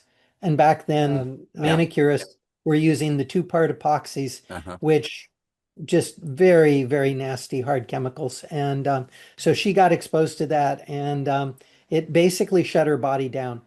Yeah. And Wow. what we learned, we continued to camp, although we didn't do the long hikes or things like that, but we'd go up in the mountains. And if we went for a 2 week period, Mhm. the first week she'd be kind of sick, but by the end of the first week, she'd be back to being completely normal, as if nothing had ever happened. We'd have a marvelous second week. We'd pack up to go home. We'd walk into the house, and within 2 minutes after walking in the house, her symptoms would start to come back. And by the next day, it was like we never left. Now, at that Right. time, I was an employee at the University of California, Davis. I was a medical research technician. I was certified by the FDA in good laboratory practices, and so I had a lot of very, knowledgeable physicians and other researchers at my disposal, and none of them had an idea about what was going on. Um, so I ended up leaving the university, and that's when I started doing indoor environmental consulting. And at first, I started off doing lead and asbestos and radon and toxic chemicals like formaldehyde and Mhm. things like that. But as I continued doing these for a while, I started hearing bits and pieces about water damage and mold, and eventually it got to the point where I realized, hey, this is really something. I ended up going back to college to get my degree in environmental health sciences, and I mentored. Instead of doing, there were no programs in any university or college anywhere for this back then. So I ended up traveling and mentoring with some of the best people around at that time, and most of the best people were on the East Coast because the humidity and everything. There was a lot more mold here And a lot of population and a lot more and a built lot of area. population. Yeah. Yeah, yeah. And so studying with them and really got my basis for things there. But 25 years ago, I started specializing in mold and water damage, and that's been my focus ever since. But 27 years ago, we found a good home that didn't have a problem. Mhm. And my wife was able to basically recover in there without any special types of medical treatment. It took her about 5 years to downregulate to the point where she could go in a moldy building and be okay. And we never push it, with her. If she goes into a moldy place, her moldy sense is still there. She knows that she's in a place that's not right. And Yeah. so Wow. she'll judge and we'll be back out before it starts to adversely affect her very badly.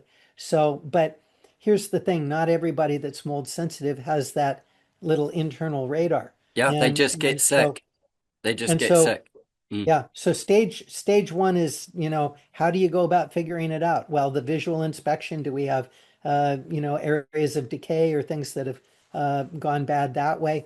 The sampling, there are some excellent ways to sample. There's some ways that are used commonly that don't answer the questions for people that are sick. So we have to focus on what works. And then at some point, we get to the point by working with the doctors, by working with the home, where we can say, yeah, there's a problem in this home, and it's water damage related. So there we go on to stage two. Stage two is we know we got a problem in this building somewhere. Yep. Where's the problem? So Uh-huh. stage two is figuring out more specifically, it's this wall or it's that area where the plumbing went bad or Uh-huh. those types of things and narrowing it down. And again, the quickest and easiest way to do it is based on history. Now, if you have a home that's a generational home, you may know that history so that we can just, learn what happened when Hmm. and go back and focus right in on the problems. But with the average home being sold every 5 years, that means that there's not a lot of generational information. And at least in some states, it's supposed to be disclosed if they had water damage or mold, but oftentimes it doesn't get disclosed, and How it's often have not. you met a realtor that's going to disclose that? Well, I've met a few that wish they had because they ended up getting sued and in Mm. trouble, but that's after the fact. Yeah. So we have ways of figuring out more specifically where those things are. I developed a system called pathways testing, Hmm. and it uses peptide bonds and protein measurements in order to help determine whether surfaces are clean or contaminated. It doesn't tell Okay. us whether it's mold or not. It could be rodent urine, it could be cockroaches, it could be dust mites, it could be any protein-based type of thing. So if somebody spills an egg on the floor, it's going to come back as a high level of proteins. But we can use our deductive reasoning and various processes to figure out, is it a problem type of mold or something like that, or is it just that somebody had a pot of soup that boiled over on the stove Sure. and Sure. the protein ended up there. So we can figure out where the problems are, where the issues are. And then stage three is, how do we deal with it? That's where the remediation comes in, or the cleaning comes in. Hmm. Sometimes you can control mold simply by cleaning it up, Hmm. and you don't have to tear out all the walls and do all kinds of things like that.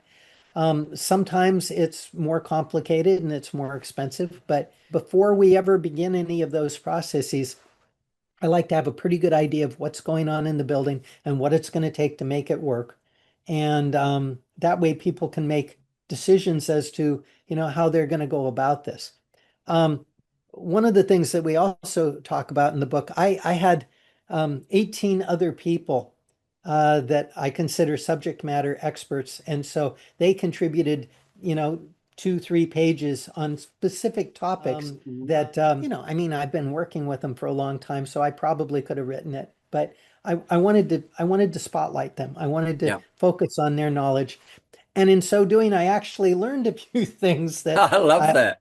hey, I thought I knew it all, but I was about to say, did anybody send you a 50-page report? no, but what they sent me was 2, 3, 5 pages that basically was just gold. It was Yeah. absolute gold.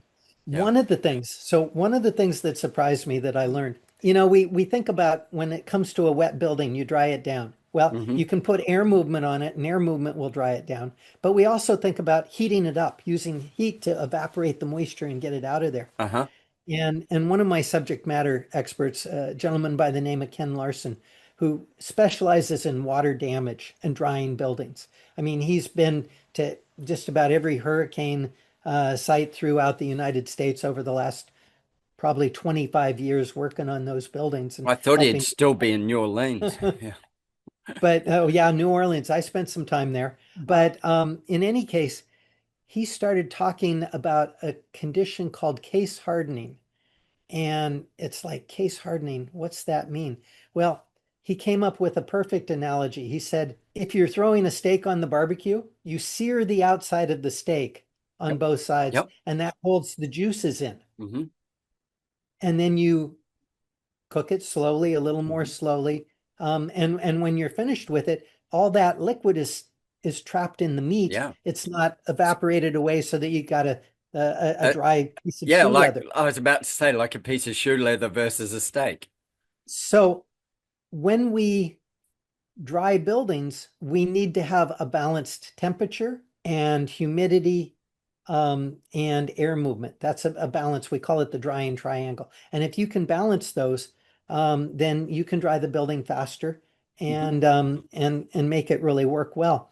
But a lot of people think that the balance part with the triangle is to heat that building up, get it really And then nice and you toasty. you dry this outside piece, but trap the inside piece. It's a steak. Exactly.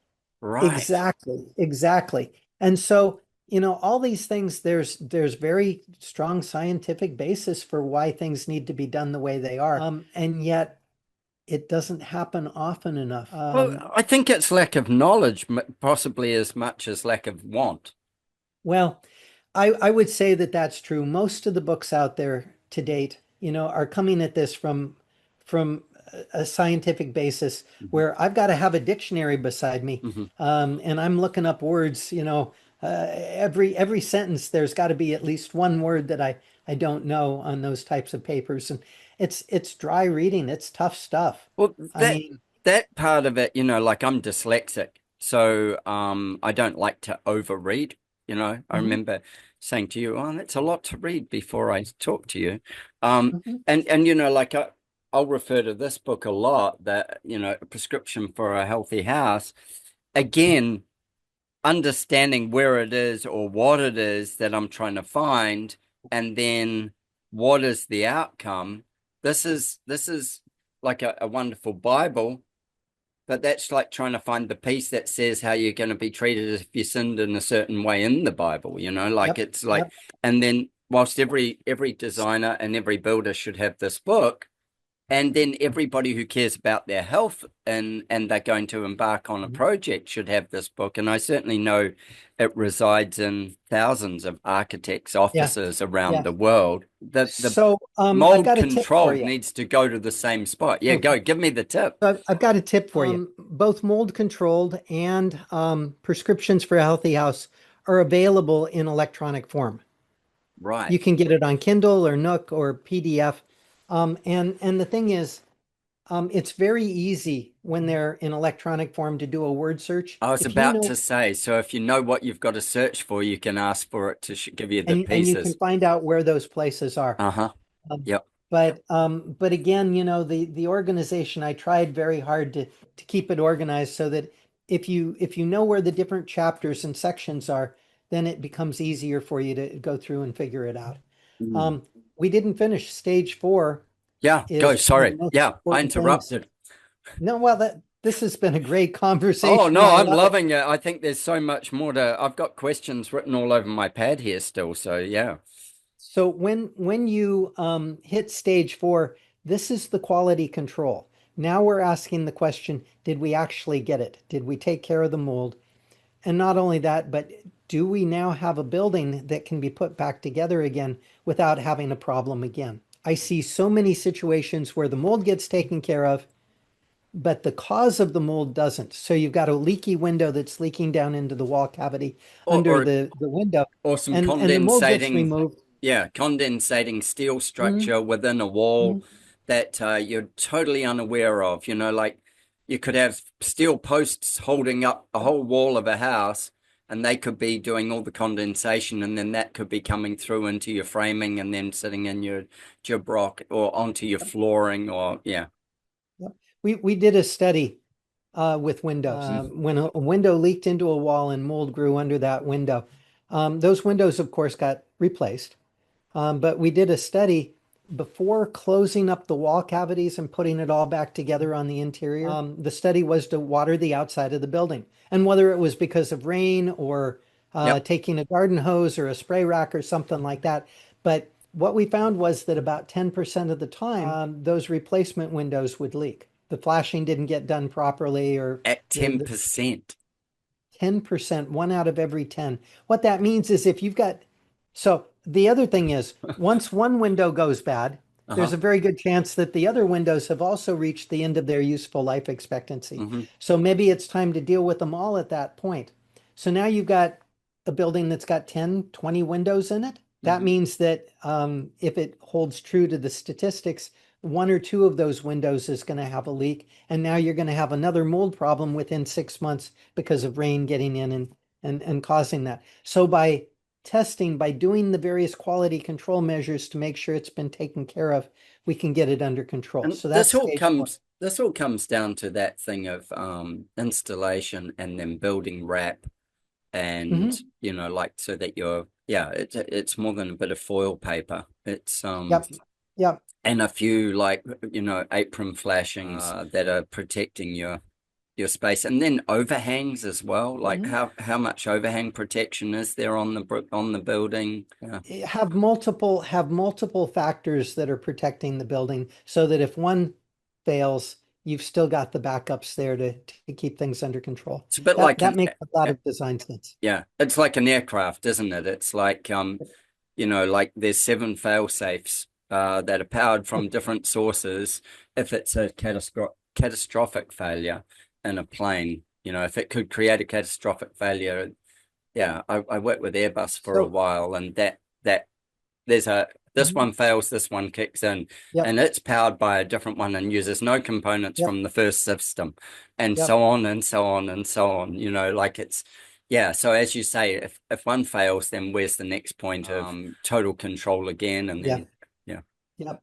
We have a colleague by the name of Joe Steelbrick, Hmm. and Joe is probably the world's foremost authority on moisture problems in buildings. Not mold problems, but moisture problems in buildings. And Joe likes to say that building science is like rocket science, except harder.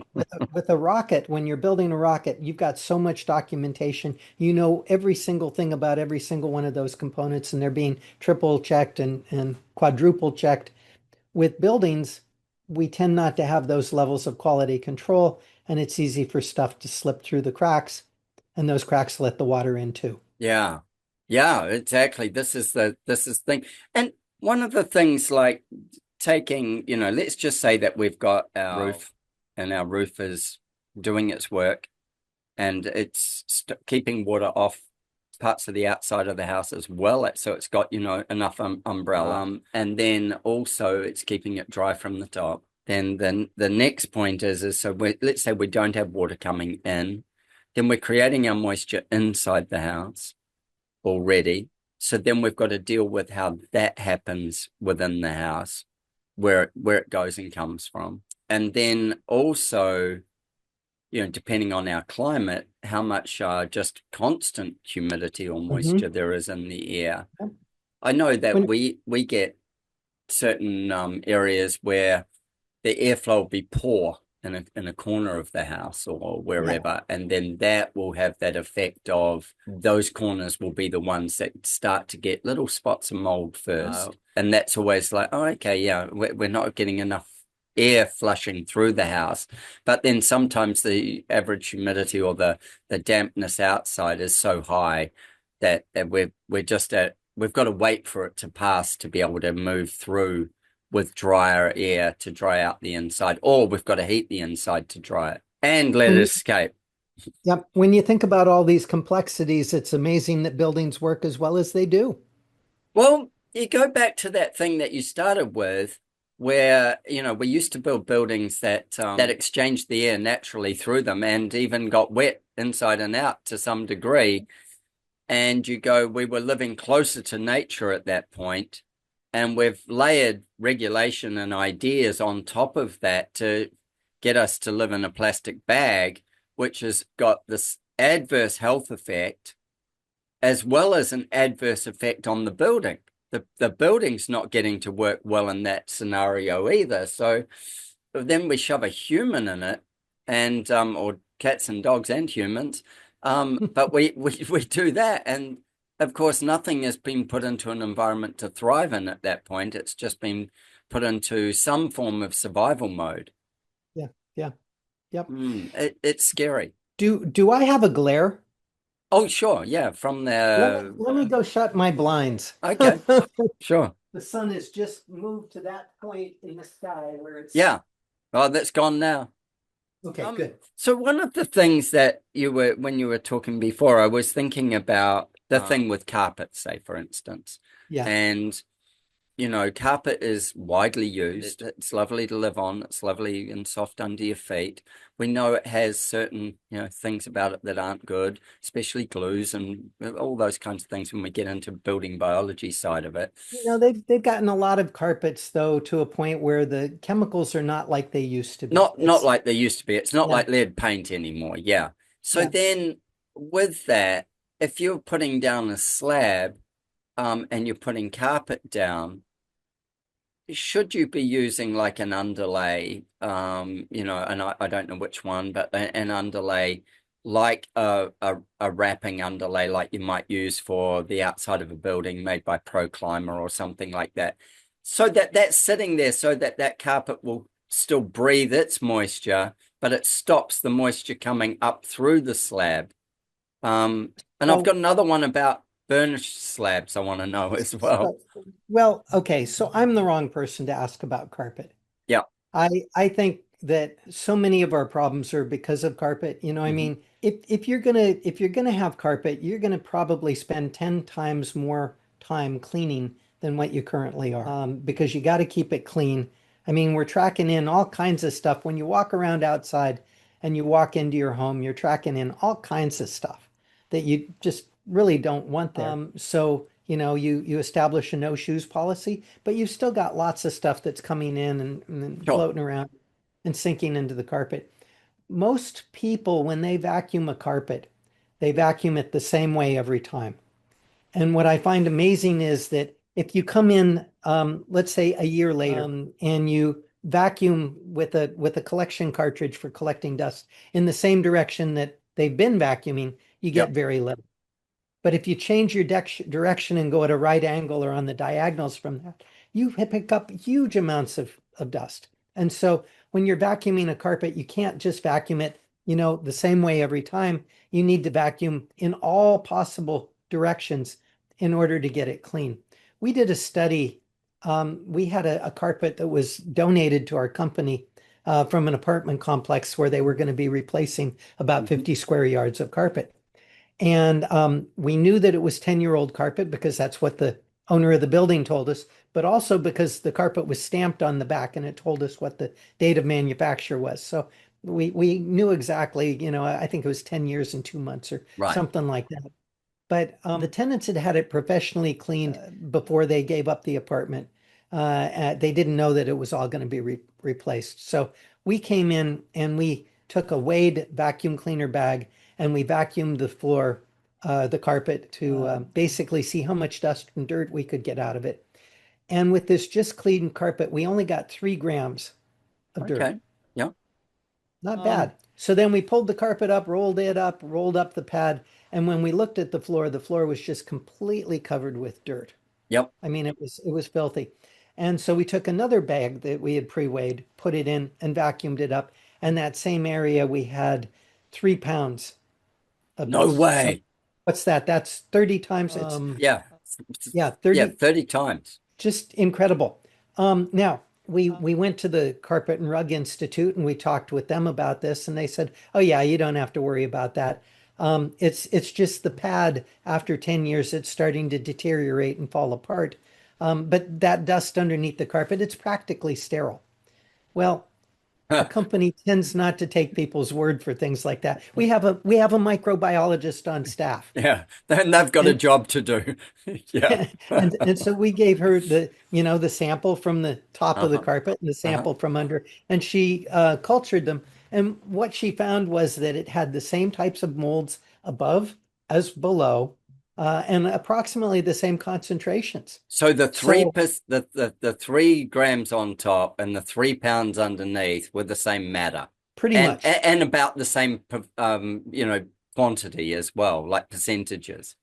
percentages, yes. So only the volume differed, but basically, it's very difficult if you're not vacuuming your carpet all the So, time so to then keep that from happening. for people who live on carpet, let's just say people who choose to go, okay, well, I'm going to live on a timber floor, and we Mhm. could go down a rabbit hole here, so let's not. But if they go, we're going to live on a timber floor, and they go, but I want to have rugs. I like area rugs, but Tell me, area rugs they're easy to pick up and right? vacuum under. Yeah, yeah, I mean, if something goes wrong with them, they're easy to take them out and hang them up yeah, on a clothesline. It's not yeah, like you spill, you spill a quart of water, a liter of water on the yeah, carpet, yeah, and it has to be sucked out and dried in place. You just roll it up and take it outside and hang it up on the line, and it's and going to dry it dry out. and Yeah, be just right. fine. And So that way you mitigate any mold because of the moisture that's left in there, et cetera, et cetera. You don't have it sitting on it top of something that's holding the a rubber moisture as well. sponge. Yeah, Yeah. yeah. Yeah. It dries quickly. So I like that. And I have had clients that have had, medical issues with their feet or whatever, where they have to have Mhm. the pads. On the other hand, maybe putting a pair of slippers on or something and adding the pads to your feet instead of carpeting the entire floor, that could be another There's a option lovely for some Buddhist people. saying like that, which is how do you cover the world in leather? You put shoes on your feet. You Love put it. leather on the soles of your feet, and that's how you cover your world in leather. Sounds Um, like there ought to be a song about that. there should be, isn't it? It's such a like you take care of it with you as opposed to try and take care of it with Yeah. everything. And I Yeah. agree. See, this comes back to that thing again that I always feel with air tightness, water tightness in homes is, in the climate we live in, we're not looking for air tightness. Well, in fact, we are as a piece of a building, And when we close a building, yes, air tightness would be good, provided we've got air exchange that is Mhm. still going on in that time.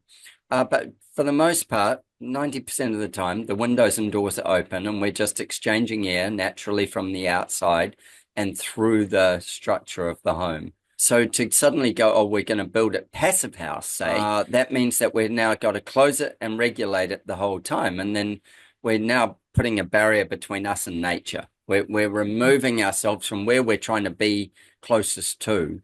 Yeah. And, it goes from being shelter to a box.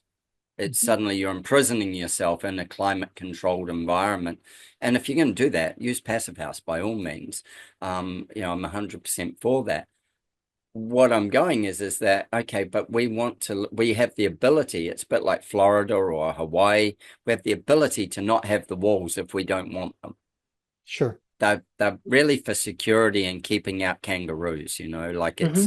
it's Is that a problem? it hasn't been. But things like snakes, kangaroos, bugs like spiders, all these things, we lose our security when we have it completely open the whole time. Yes. Those things tend not to want to come in too much when we're already in there. It's if we're not there for a while that they tend to go, oh, might as well go in and check out what's going on. But in saying that, again, this thing of being able to completely control the climate in it, my sort of thinking is more how do we regulate a climate that is with it, Right. and then how do Well, we keep our building mold free within that? yeah, I think one of the important things is we need to stop creating these enclosed spaces that you can't get into to maintain them if they need it. Um, Ah. chases that ventilation ducting runs through, or dead spaces. Yeah, right. That So, like as you say, like if we've got a ventilation duct area, how do we get to that ventilation duct? How do we service it or clean it or inspect it even if we've Mhm. got it? Yeah, right. That's a really good Yeah. point. And I certainly know ceiling spaces is a big one, like you've got these different I'm thinking right as we're talking, we take a skillion style roof and we've got like no ability to check in on anything down here. We may have some ability here. There's no crawl space in there. Then we run through some sort of air conditioning duct. Yes, we've got insulation in the ceiling above. So we've got that between the ceiling and the roof, sorry.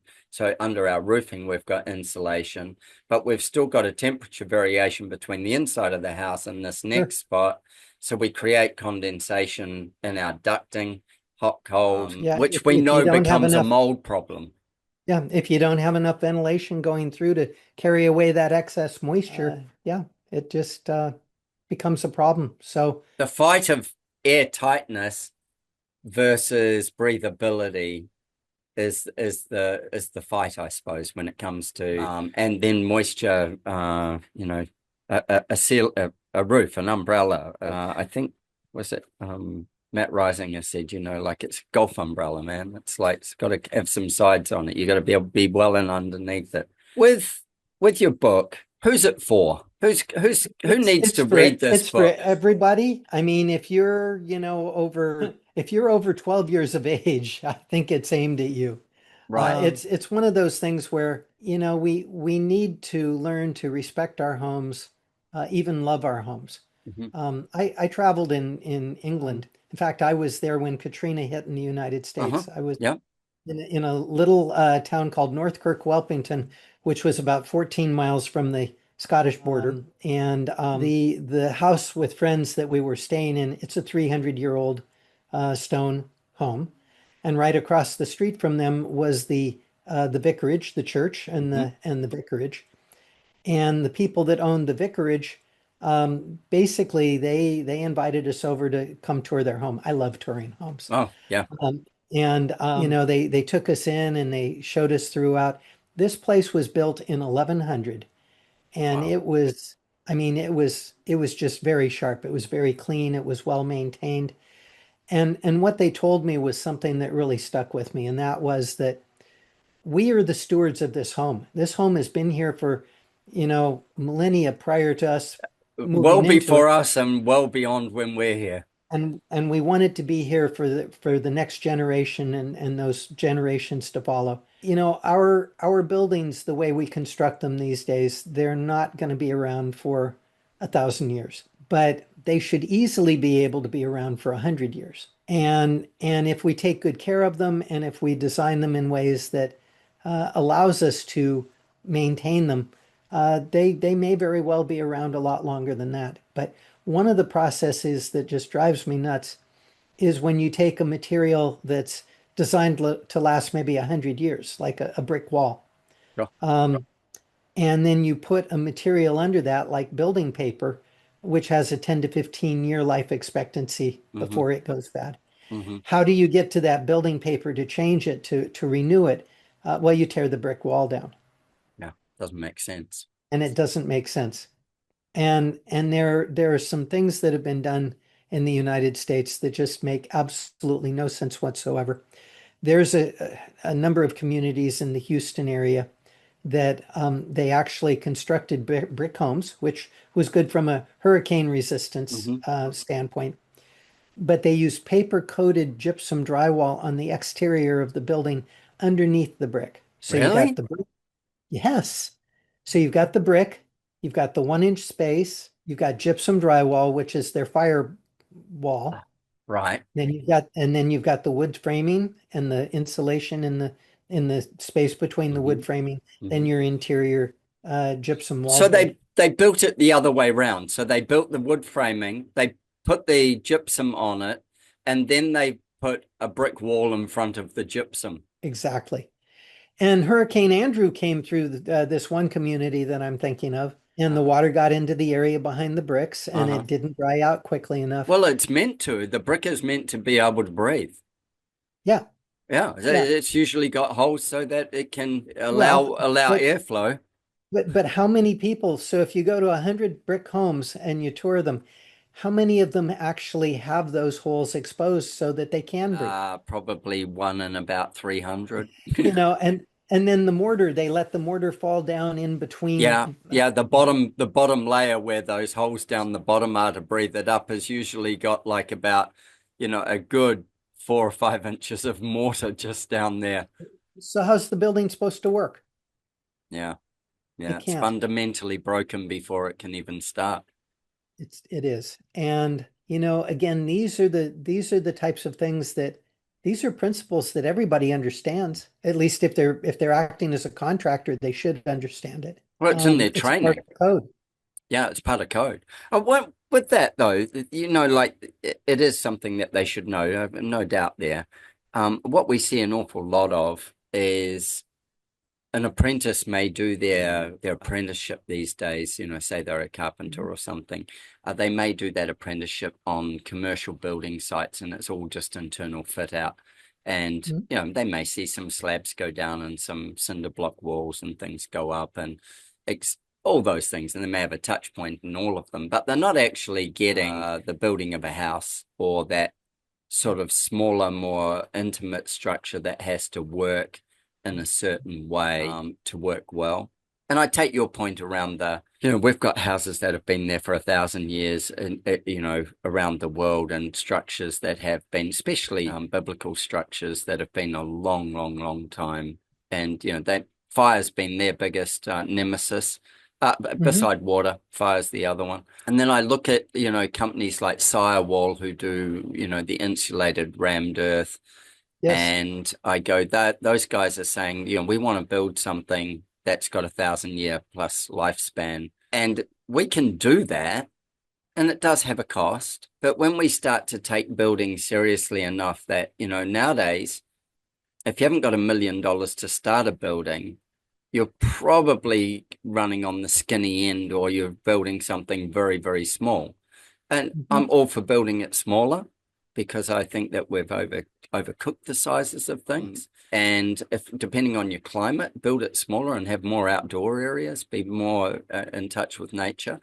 But we take something again, like I say, like Firewall, and then the example you just gave in Houston, or the example you gave before that of you've got a brick wall and then you've got like a foil paper and we've Mhm. got a 15-year lifespan on the foil paper and we've got 100-year lifespan on the brickwork, well, something's wrong. Well, we can't get to one to do the other. That's right. So I think of the clothing company Patagonia so beautifully in this example where Patagonia say, well, you build it to fail all at the same point.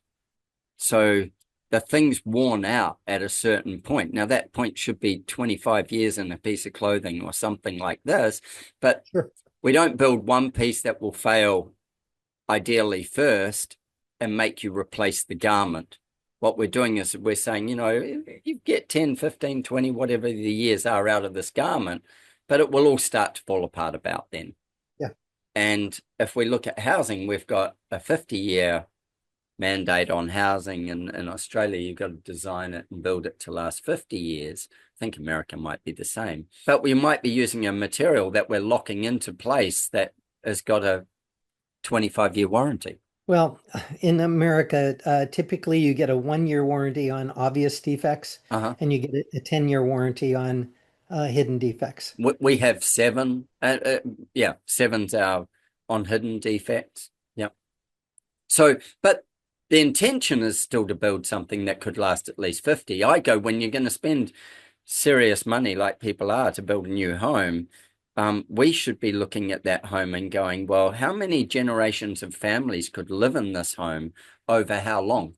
The kitchen will get upgraded. The bathroom will get upgraded. It'll be made more fashionable. There'll be some changes in how we live that will take an addition onto it or whatever. But we're looking at this core piece that should be able to be, I want to say handed down generationally without it being degraded. I'm just looking at doing a renovation on a place that is built in the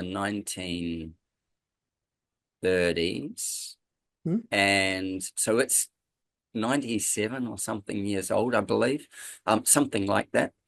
And it's been maintained, so it's in good condition.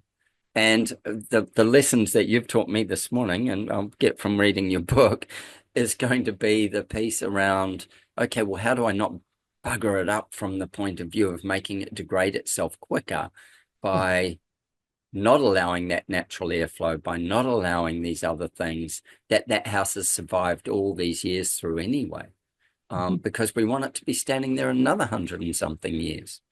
Another point you made that I thought was really fascinating was, 10 minutes of maintenance on your house every day.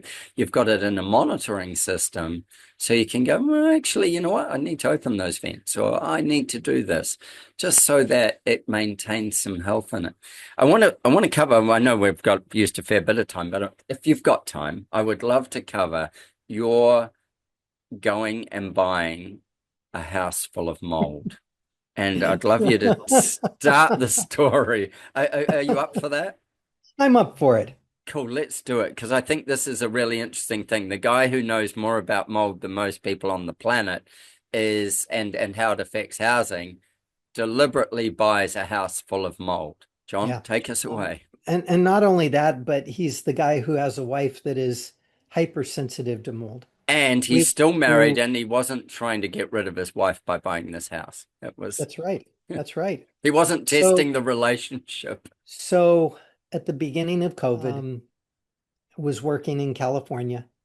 I continue to work for the same company in California, but I'm long distance. I'm doing everything electronically now. But we decided that it was time to sell our house in California and move. The community that we lived in there, we had 4 friends that lost their houses to wildfire.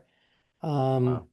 The problems with smoke were incredible. It's only a matter of time before the big one hits the Bay Area again. I've managed to be in every single earthquake in California over the last 70 years. There's a book in that. There is a book in that. Yeah. So Earthquake survivor. Not one, many. we've never been injured. We've always managed to do just fine, but we've gotten pretty well shaken up throughout them. We were in Southern California when the Northridge earthquake hit. In fact, we were getting ready to leave my in-laws' house to head to Northern California that next day, and we got shaken out of bed around 4 in the morning. And so we decided to hop in the car and head straight for our home. And this was when the freeway had collapsed, and I mean, I we remember it. ended up having to get off the freeway and navigate through streets that we didn't know to get back on, and it was scary. And then the Loma Prieta in San Francisco, again, freeway structures collapsed.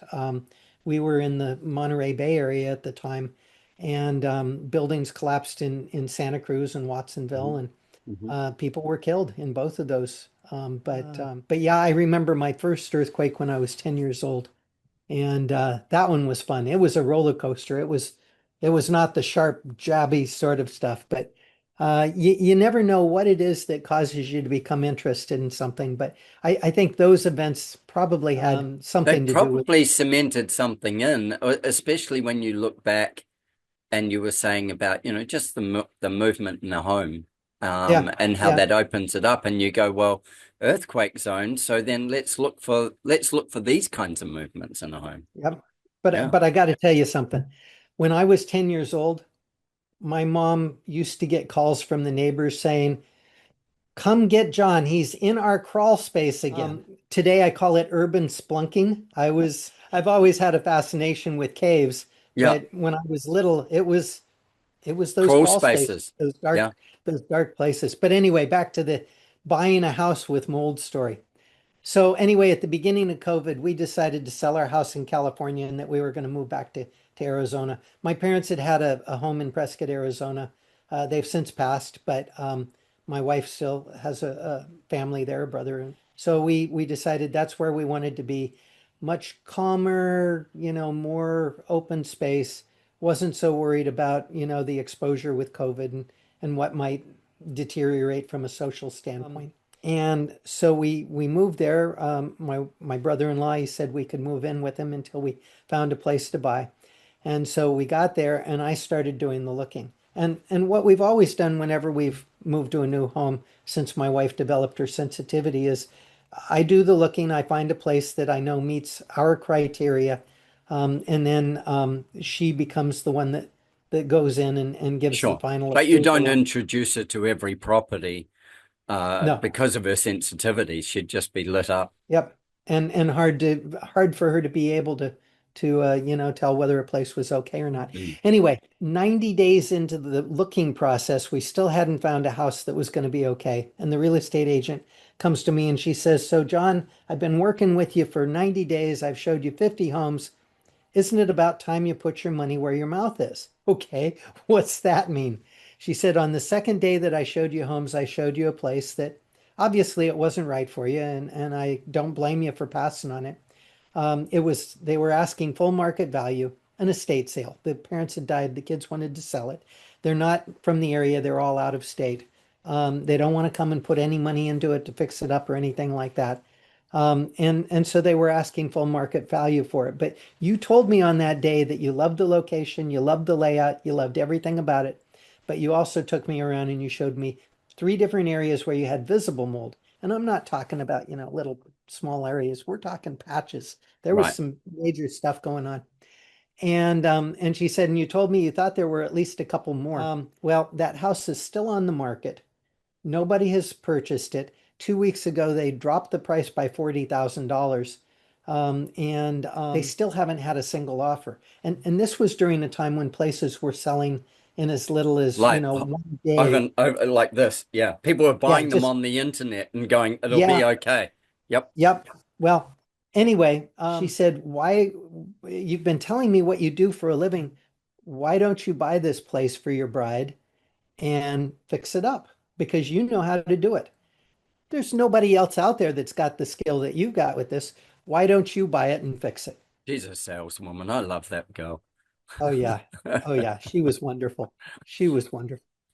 So I went back and I sat down with my wife and I said, "So what do you think of us buying a moldy house and I fix it?" And she gave me one of those looks. Anyway, Did she ask you to go back outside and come back in again? Yeah. no, Reframe your question, John. no, no. She finally looked at me and she said, "Look, I trust you. We'll go look at it, and you'll have to convince me, but we'll Mhm. we'll probably do it." So that's what happened. My wife ended up moving in with our youngest daughter for 6 weeks, and I moved into it and started doing the renovations to take care of the mold. We got a $90,000 reduction off of the asking price. Mhm. And the asking price was, full market value. Yep. So, and we Yep. were prepared to pay that amount if we could find a place that was move-in Hmm. ready. But it really had to be move-in ready. So $90,000, I felt, I could do it for that. I spent 6 weeks, and at the end of the 6 weeks, my wife came in and said, "I think you got it. Let's spend the night here." And she did. And the next morning she said, "Yeah, it's fine. Now we can start doing the real work," because it needed a new roof. It needed new stucco in areas. There were areas where door frames and windows had rotted, and you know, I had shaved that bad area away, but had still left them Still pretty much. needed to be done. So Yeah. lots of work. We put $70,000 into fixing it. So $20,000 was what I got for 6 weeks of hard labor doing the mold remediation. But it was successful. And really, one of the things that I did during that time is I developed a new method of testing that I call pathways testing. That I It, was going to come to that. That's the pathways testing, right? that's the pathways testing. So, Right. and there has been so much serendipity in my life. I never know when when the bad things are going to turn out to have been the right thing, the good thing. But Yeah. when I was in high school, my high school physiology instructor was really big on nutrition, Hmm. and she felt that food should be labeled with the nutritional content.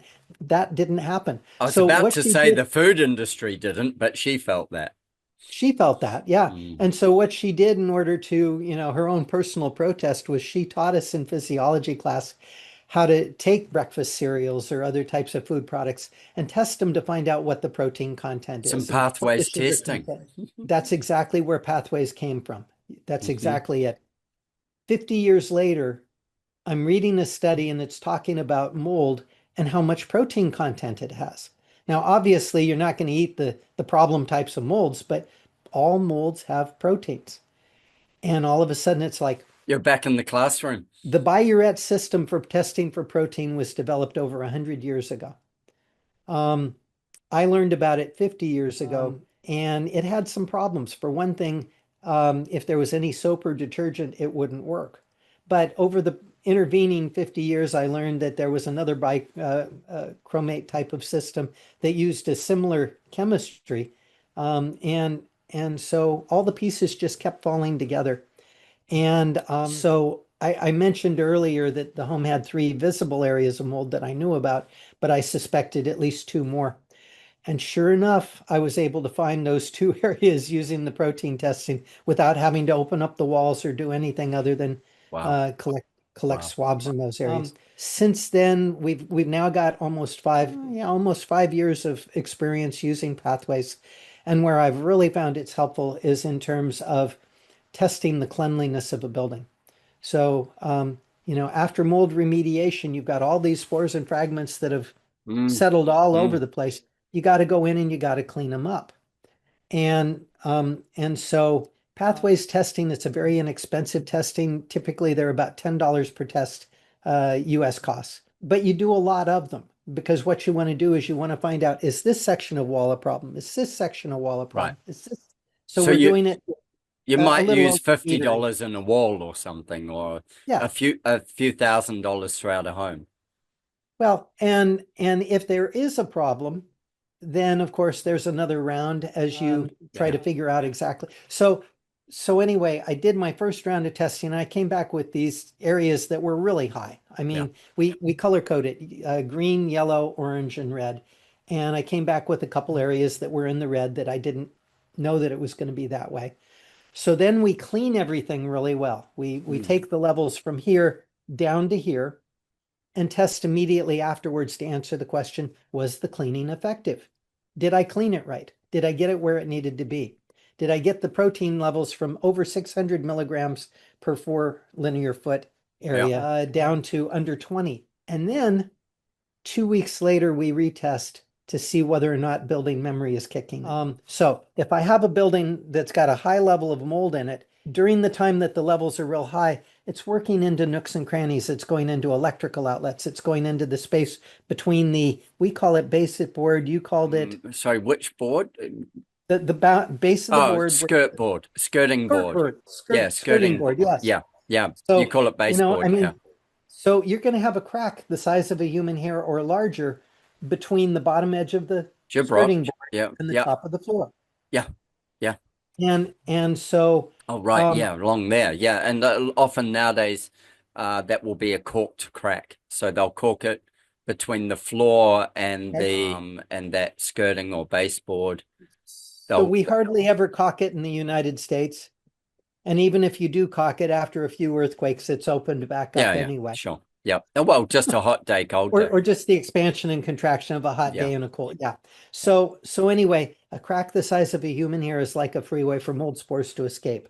Your human hair is typically 100 microns. Your mold spores about 2 to 20 microns. If your house is under negative pressure, and most homes are, it's going to be drawing it out of that wall and into the living space. Most Now, homes, because they're air conditioned. no, just because they're homes. Hot air Right. rises. Gotcha. Okay, so that's why I'll be drawing out because yeah, it's cooler air down there and it will pull it through. Yep, gotcha. Yep. So it's Yep. pulling it out at the bottom. So Yep. basically, if a wall's got a problem with mold growth in it that's been covered up by painting and cosmetically fixing it, and there's a negative pressure, then you're gonna have this protein level that builds up. Mhm. And it turns out that it doesn't build up evenly throughout the home. In other words, it's not like the spores are coming out from that crack and they're going everywhere and settling everywhere. Oh, they're They're just coming over out of here. they're coming out of the crack and they're attaching to the floor about a quarter to a half an inch away. And so Right. you end up with this layer of protein around the perimeter of the room that basically sticks there. So our floors, most of them have a synthetic coating on them that gives it a positive charge. Smooth materials also have molecular forces. This is why geckos can climb up a glass sheet. They've got little Velcro-like pads on their toes that are finely divided, or microfiber-like Them and pads. Tom Cruise. Yeah. So anyway, when you clean the floors really well everywhere and get the levels down, if something starts to migrate out, it builds up first right around that perimeter. Eventually, if it builds out far enough, the floor is no longer going to have the electrostatic and molecular forces to hold the dust particles in place that contain the mold spores. Then they achieve escape velocity and they'll travel around throughout the rest of the room and settle more randomly. I've become fond of saying that I believe that a clean floor is a better room air purifier than a room air purifier Yeah, I because can see why. the clean floor collects the dirt and the spores and the particles before they're able to get up into the air. It's not until the floor is already very dirty that now it's getting up in the air, and that's where the room air purifier comes in helpful. Right. Oh, that's really So, interesting, isn't it? When you start to break it down into where the point of where you've got to do your work is so critical because you could clean the hell out of your ceilings and you could clean the hell out of your walls or whatever, but yep. that little strip around the edge is where you needed to spend the So, time. and that's exactly what I did, and I was able to figure that home out and get it to a point where everything was working well. But with pathways testing, one of the problems, okay, so I bought the chemistry, it was available, and I bought a used spectrophotometer that was probably old enough to be one of the ones that I had used in high school. But in any case, eventually, I ended up buying 3 used spectrophotometers, and the first one was the only one that worked. The rest of them were just Oh, pieces of. really? So just, They were good serendipity. for And parts. the pieces just kept falling in place. And of course, we don't use 50-year-old spectrophotometers anymore. We're using good pieces of equipment. The latest and greatest. But I had to figure out what it would work. Just to give you an example of how crazy it got. I needed some way of calibrating my swabs. The swabs that I use for collecting the dust samples, they're microfiber swabs that have been manufactured for the clean room industry. the clean room industry has to get it right. Otherwise, they ruin millions of dollars of pharmaceuticals and Hmm. electronics because Hmm. of just little tiny particles of dust. So they actually have these swabs that are made with microfibers that they'll use for cleaning out nooks and crannies. And I tried every other kind of swab I could think of, and none of them worked. They just, you couldn't swab a large enough area. But with the microfiber swabs, I learned that I could swab, you know, Yeah. Yeah. 4 linear feet, so three and an eighth meter or something like that. Hmm. And so the way that I calibrated my first swabs, I was shopping in the health food store, and there was this pack of tortillas, flour tortillas in the refrigerated case, and there was mold all over it. Really? And so I picked it up and I went to the counter and set it down along with all the other groceries. And she rung it up and then saw it and she said, "This is moldy. I can't sell this to you. We'll get you another pack." No, no, I don't want another pack. I want the moldy tortillas. And it's like the look that she gave me. She's thinking in her mind, we've got a truckload of those out the back. Do you want all of them? Yeah. No, she wasn't. No, she wasn't. She wasn't going to She's let me no. have them. Yeah, well, she probably couldn't legally sell them. And I told her, but I want moldy You're tortillas. not going This to is eat them. You're going to test them. Yeah. so she said I can't do that. And I said, "Look, do you have a manager?" And she said, "Yes." And I said, "Bring the manager out." And so the manager came out and I explained what I was doing, science experiment. I'm not going to eat them. I'm not going to, poison my family with them or something. Yeah. I You're just not going to need read moldy. about it on the news. Yeah. I For need a taking source down the of mold neighborhood. on. Anyway, he said, "I can't sell them to you." And he picked them up off the counter and he threw them into the trash can back behind the counter. And he said, "Like I said, I'm not going to sell them to you. I Right. can't sell them to you." But you can take them. He didn't say, "Yeah, you can No, no. take them." Yeah. He just looked at Yeah. the cashier and gave her that look, and she nodded her head. And so I paid for all my groceries and walked around and pulled the tortillas out of the trash can. And walked out with them. Yeah. Walked out with them, and they didn't stop me And for shoplifting or yeah, anything. exactly. What did the tortillas teach you? Well, so what I did, I mean, they weren't fully involved with mold. They were spotty. So I let them sit for a couple days until they got, fully covered. But then what I was able to do, I took a whole bunch of these swabs and I started swabbing the tortilla. And so I started off doing six All inches right. and then 12 inches. And then I just kept increasing the amount that I was swabbing. And and then I analyzed them all. And what I learned was that as I was going up in increments like this, Yeah. the swab kept coming up with higher and higher numbers until I got to 4 feet. And at that point, the Wow. numbers stabilized. They wouldn't go any higher, even though I knew I was swabbing moldy tortilla, 10 feet of moldy Yeah. tortilla, Yeah. it stayed the same. So that's how I figured out that was the maximum amount of surface that I should be swabbing per swab. Yeah. Wow. Wow. Because then yeah, that gave you the point of, okay. Exactly. And Exactly. that's how you determine when you're testing in the pathways test, how you determine how to swab out a house.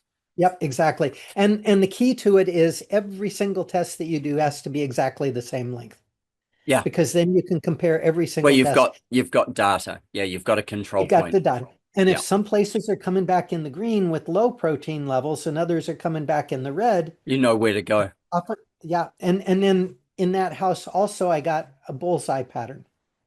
So it was red closest to where the mold was present in the wall cavity, and then there was a ring of orange beyond that, and then a ring of yellow beyond that, and then you got far enough away, we actually had green within that house. There was, Yeah, wow. even though this house had been sitting for a while before it had been purchased by us, I was able to see that entire rainbow and tell, you know, Mm, which areas were problems and which ones mm. weren't. Yeah. So it doesn't always work that well. Oftentimes people come through and they don't, clean the entire house all at once or maintain it, and there can be other things that have proteins in them that can interfere. But Yeah, it's for a fascinating. 10 buck test, it really worked Yeah, incredibly but well. this is the point that I was going to make. It's fascinating, to break it down into something that could be simple, that Hmm. doesn't take, one expert to go and do. There's a method. You can follow that Yep. method. Builders could follow that method. Yep. Homeowners can follow that Yep. method. And, go back to that question of who's the book for, and as you said, anybody who's over 12, that they could read this book and understand it. I'm going, So okay, so I'm hoping there are kids that use this want, book to help them with their high school science yeah, project. And absolutely. but it's especially for people that are mold sensitive. It was Well, written for the mold sensitive. if you go one step behind the mold sensitive people, then it's the people who are responsible for making the buildings. Right. And then it's the people who are responsible for designing the buildings. And I If, suppose that's where you step back into, like prescription for a healthy house as well. It's sure. it's where the things meet. And when they meet, we've got a driven solution from start Yeah. to finish. Yeah. And As I mentioned, 85% of my clients are referred by their physicians because yeah, they're sick. yeah, But I'm actually starting to see a growing number of people that are consulting with me because they're interested in life extension. yeah, And yeah, anything that causes inflammation like mold exposure is the type of thing that can shorten the life expectancy. And so 100%. they're Look, wanting to live in clean homes. you, And it's so anyway, it's if you're not interested in mold, then it's not for you. I think if you're But interested in health span and if you're interested in health, lifespan, if you're interested, yeah, then you're talking to anybody who's interested in that. First of all, getting old or dying young, maybe different motivations for people wanting to live a long time, but to live a long time sick is not going to be a beautiful journey. no. To live a long time healthfully is going to be a beautiful or a more beautiful journey. So then we know that physical stress, which we need some of. We need some adversity for our growth and for our mental agility and Which all is why those we're things. not trying to get to zero. We want to That's get it, back to normal levels. at comfortable levels. And so then we go from that. And then when we just look at, we can't remove the mold from the trees. What we can do is we can control what we do with the mold and the built structures that we've got. Yeah. And so this again turns into more health span for us. So if we're taking care of that, taking care of diet, taking care of exercise, a lot of things that people are taking care of, but in silos. And I think, the fact is that there's an awakening. And I think COVID actually probably put the flame under the pot. People with the pandemic and being locked in their homes went, hell, our homes aren't actually designed for us to be in.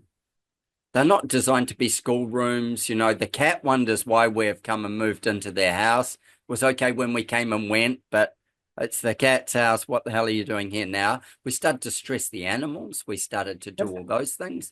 Yep. And we realized that our homes weren't necessarily designed efficiently for that kind of living. And that's made a big shift.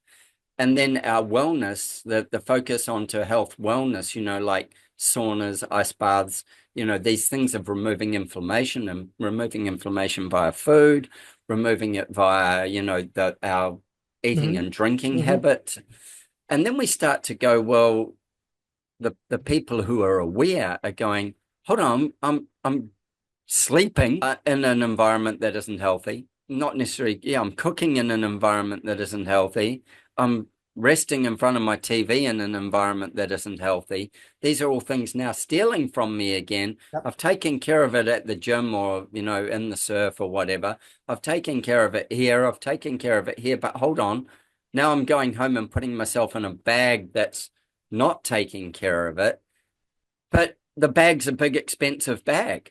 Hmm. And Hmm. it's not as easy as going, well, I'll buy a gym membership and go Yep. fix it. Chances are the gym that you're working out in also has these problems. Yep. Yep. And you're taking yourself from one environment to another environment that's equally as toxic and putting your body under stress while you're in that environment. So I look at all these things and I go, oh, what a soup. So What a mess. so I'd like to complete the Arizona story Yeah, okay. because during the time that I was doing the work, there weren't enough personal protective Uh-huh. equipment cartridges for I remember you respirators and telling stuff me like this. that. Yeah. And I was Available because of the pandemic. That they, exactly. yeah. I had three cartridges that were supposed to last, that needed to last me 6 weeks, and you're supposed to change them daily. And so I used each cartridge for 2 weeks. I was staying in the place. I ended up, I know, having a lot of exposure, but I wasn't worried. I'd been around this stuff for 30 plus years doing this type of work, and it had never affected me. And sure, I was being careful not to bring it home to my wife. I'd change my clothes or take my clothes off in the garage, throw them straight in the washing machine, go straight to the shower at the end of the day. And I had a wonderful home that didn't have a mold problem, so I Mhm. was able to detox. But in any case, it took almost 3 years. And when we sold the house in Arizona, because the grandkids are all here in Mhm. Virginia or North Carolina. And so we sold the home in Arizona. And the second day into the driving from Arizona to here, I came down with COVID. And I got so sick. I lost 100% of my hearing in both ears.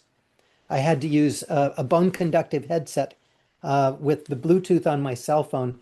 That acted as my microphone to transmit up here so I could hear what people were saying and talk with them and stuff like that. Um, but but yeah, so urgent care at the doctors, they put me on antibiotics and steroids for 8 weeks to get my hearing back. And it worked. I got 85% of my hearing back in that 8 weeks. It's all now back. But Do you it have turns out tinnitus by any chance? did what? Whom? Do you have tinnitus by any chance? No, Ringing of your ears? Did you have at the time? no. No? Okay. Yeah. Stone cold deaf. I could not hear a thing. Yeah, wow. Um, Okay. but anyway, I was when we settled down in Williamsburg, I was pretty weak. I knew that things were not working very well with my brain. I mean, if I was asked three questions, I still continued to consult with people. But if a client asked me three questions in a row because they wanted to get them all out before I gave any answers, I couldn't remember the first two questions. I'd have to answer the last one and say, and what were the first two questions? Yeah. But I also developed a tremor, and one of the doctors that was consulting with me and his patient, all three of us were on Zoom together. He called me out on it after his patient hung up from Zoom. He said, John, I don't know how to say this to you, but I'm worried about you. You're developing a tremor. You're not tracking very well. We need to get you checked out. And so his office, they took me under their wing and basically led me through the whole thing. This was stuff that my wife had never been through because Hmm. 35 years ago, Hmm. the medical doctors didn't have the ability. But in any case, they got me started on the treatments. We tested our house to be sure that it didn't have mold. It didn't have mold. But I believe what happened was I had that exposure, built up the biotoxins in my fatty tissues and stuff like that. And COVID was enough to create that stress that pushed me over the edge. And there are papers that are turning up in the literature now talking about COVID and the cytokine storm activity causing these kinds of triggers. So Yeah. whereas it's been, 76% of the population is HLA negative, 24% is HLA positive, 1 to 4% is actively reacting to it. It appears like there are more people that are becoming mold sensitive at this point in that 24% group. And And that's possibly driven by the overhang of COVID. I suspect that that was the Yeah. trigger. Yeah. That was the That trigger. that stress So, point. but the book had been completed pretty much. I figured I had 1 month's worth of stuff to do after I landed in Williamsburg and settled in. And I couldn't write. I could not string sentences together. I couldn't organize the paragraphs. It was that bad. Anyway, after a couple months on treatment, I found that I was able to start doing stuff with it. And then I realized, hey, there's always a reason for all these things. We think about how bad things are, but it gave me a whole new perspective. And so I ended up not rewriting the book, but adding to the book. It's now 384 pages. I had been hoping to keep it around 250, but I had to tell about my experience with With coming the down with COVID. COVID, Yeah. with the COVID and with the chronic inflammatory response syndrome from the Mm. mold Mm. and being able to recover. So, it's one of those things where no matter how hopeless it might seem at the time, it works. It can happen. And Yeah. I've noticed, in my case, I was very fortunate that it was picked up on very quickly. Hmm. Some of my clients, they have been suffering for 10, 20 years or longer without figuring it out. And so for them, it can be, a harder slog. But step number one for, every single doctor that I've met that is practicing mold related medicine, what they say is that step number one is you got to get yourself out of mold exposure. You Yeah. got to Yeah. either get the home taken care of so it's not exposing you, or you've got to get out of the home. Yeah. And so this book is, Like when you say about, people who's it for to read, like if you've got kids, it's probably there for you to read. Because, like if you've got a spouse, whether they're sick or not sick, it doesn't make any difference. If you've got an yeah, understanding of what you're looking for, then, and even if you're not sensitive to it, like I have a really robust constitution, which I know constantly with my kids and my wife, I'm like, really? What's your problem? Um, but I do have this incredibly robust constitution, and my dad at 97 has the same robust constitution. That's where I got it from. My mother died many years ago, without a robust constitution. And you kind of take into account that understanding this is understanding your environment and then the people that are in your environment. yeah, And, and then also for people who are, going, say, renting a home or buying a new home or buying a home that not necessarily having one built. If they're having one built, you definitely should be reading the book, or you should be making sure that whoever's designing it and building it has read your book, yep, and prescriptions for a healthy house, yep, both of them. Yeah. and that everybody's on the same page, because that's really critical to this thing. And then with the increase in mold, probably from our building perspective, the way we're building, amongst other things, then we've got to be starting to really break that down into making the right decisions the right way and being aware so that at least we can spot it. Awareness has got to be our first point, and then making your decisions beyond that. I'm absolutely fascinated, and I knew I would be. That was one of the things I said to Paula, oh, wow, okay, cool. This is going to be so interesting. And to debunk some of the myths around it as well. So if you've got mold in your home, get this book and understand how to clean your home as well is equally as important. Don't just spray it with vinegar. That's not going to solve your problem. And don't start mixing chemicals either, because that's maybe going to cause you a bigger problem. I think these kinds of things so that people can go, you know what, there's my prescriptions or my remedies Yeah. or my ways of moving forward. And if you're living in a home that's probably been built in the last, I'm going to say 25, 30 years, Mhm. it's probably really important that you are very aware of these things, because the building code isn't supporting that home to be healthy. And I'm not saying the And yet, building code's wrong. It's yeah. just, it's not holistic.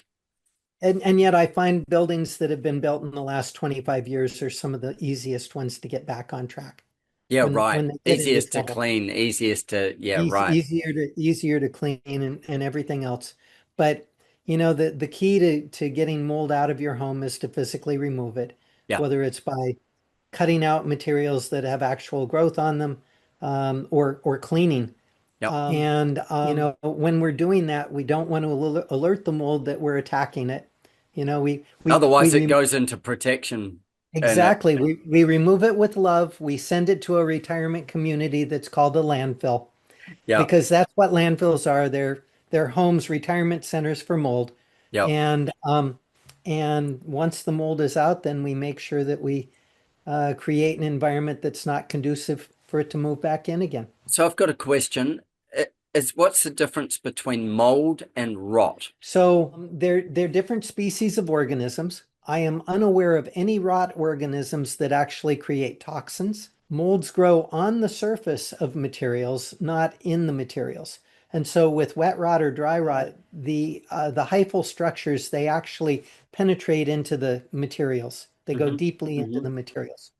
With mold, it's all on the surface. it's not penetrating more than the thickness of a sheet of paper Oh, into okay. that material. Yeah, right. And so we can remove the mold from the surface by sanding it off while HEPA vacuuming and collecting the particles as it's happening. So they're not going everywhere. They're being confined to the space as you're sanding. You're Yeah. Yeah. Yeah, sucking them up at you're the same containing it. time.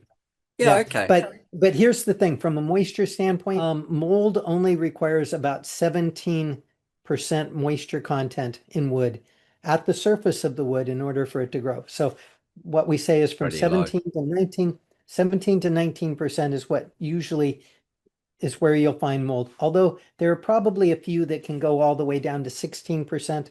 They're very slow growers, and it's unlikely that you're going to have those be the same type of problem. From 20 to 29% is where the dry rots grow, and Yep. from 30% and above is where the wet rots grow. And Okay. so with wet rot, with dry rot, once it's infested the material, very easy to stick a screwdriver through it. It literally Falls apart. destroys the wood material. With surface molds, these problem molds, they can grow on the surface, for extended periods of time, and the material is still solid, it's still sound. Yeah. Eventually, if it stays wet enough, long enough, you'll end up with the rots that start. The rots will start. Um, Yeah. and so usually if you've got rot, there's a very good chance that there's mold in the direct vicinity around it. Yep. Yep. But Because it's got wet, and then mhm, that, yeah. And then if it's got wet, the idea is to clean that down, even if you've got rot, remediate the rot, but then the other is clean that other surfaces all around that, clean it down. It's not just fix your rot and hope that everything's for the best. The mold will probably exist somewhere in the greater picture. yep. That's fascinating, man. I could keep going all day, and I'm sure you could as well. How do people get the book? So where do they get a copy of your book? So it's available worldwide. I guess there are a few countries where it's not available, but Australia and New Zealand, it's Amazon.au. It's also being distributed worldwide through Ingram Spark, and they supply most of the libraries and the bookstores worldwide. So you can go into your local bookstore. They probably won't have it on the shelves, but you can ask them to order it To for back you order through it for you? Ingram Yeah. Spark, Yep. and they can get it that way. But Mhm. but yeah, and then if you don't want to wait to get it, it's always available electronically immediately for download. Kindle from Yep. Amazon, Nook from Barnes and Noble, and if you want it in PDF format, you can come to my author website at johncbanta.com. Okay. And buy it there. Awesome. I think that it would be really good for people to, just start reading it, get an understanding. I would love to hear from our audience, and I would love questions from our audience. But if you've got a question, do expect the answer to be it's in the book. Um, Not saying don't ask the question, but there's people with some terrible stories out there around mold and the long-term effects of the health from it. And we would say that there's a growing part of the community that's getting affected by this now.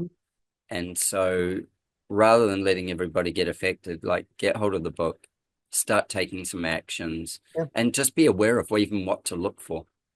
And I'm almost 70 years old now, and one of my interests is in terms of mentoring professionals, Hmm. getting an army of people out there that really know how to do this stuff and are thinking about it. And so the book, I consider it to also be like a textbook, Hmm.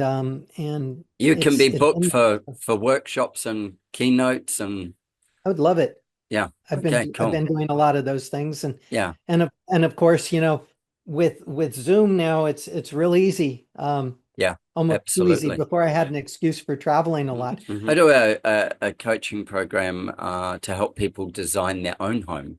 So whilst I've Mhm. designed hundreds of homes, is actually to help them design their own home. And it could be a really good, module to put into that, Yeah, where just, buy get the book. We'd give them the book as part of their joining up. and have a good understanding of it.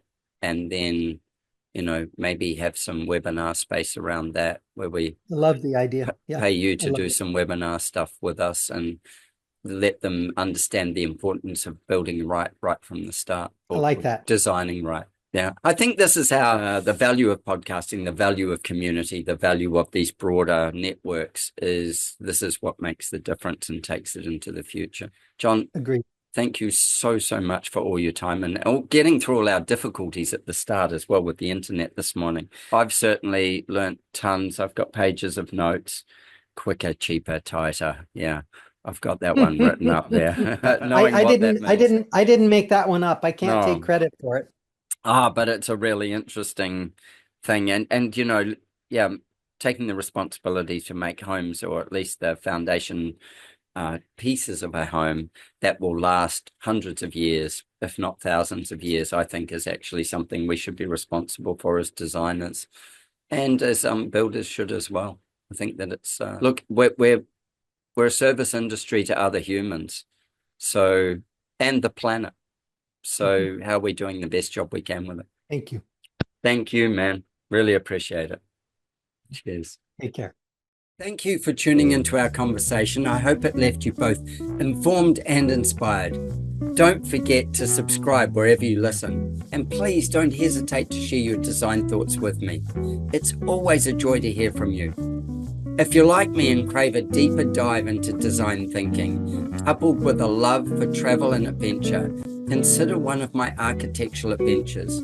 Join me and some of my wonderful design friends and embark on a journey of a lifetime. Apply for an unforgettable design experience at adrianramsey.com. With our clients spanning the globe, I firmly believe behind every great project are great people. If you're a great person and seeking to turn your dream into a reality, I'd be honored to design your home with you. Why not join the ranks of our exceptional clients and let's make your heart sing? Reach out to me at studio@ardesignhouse.com. That's studio@ardesignhouse.com, and let's get a conversation going and make your heart sing.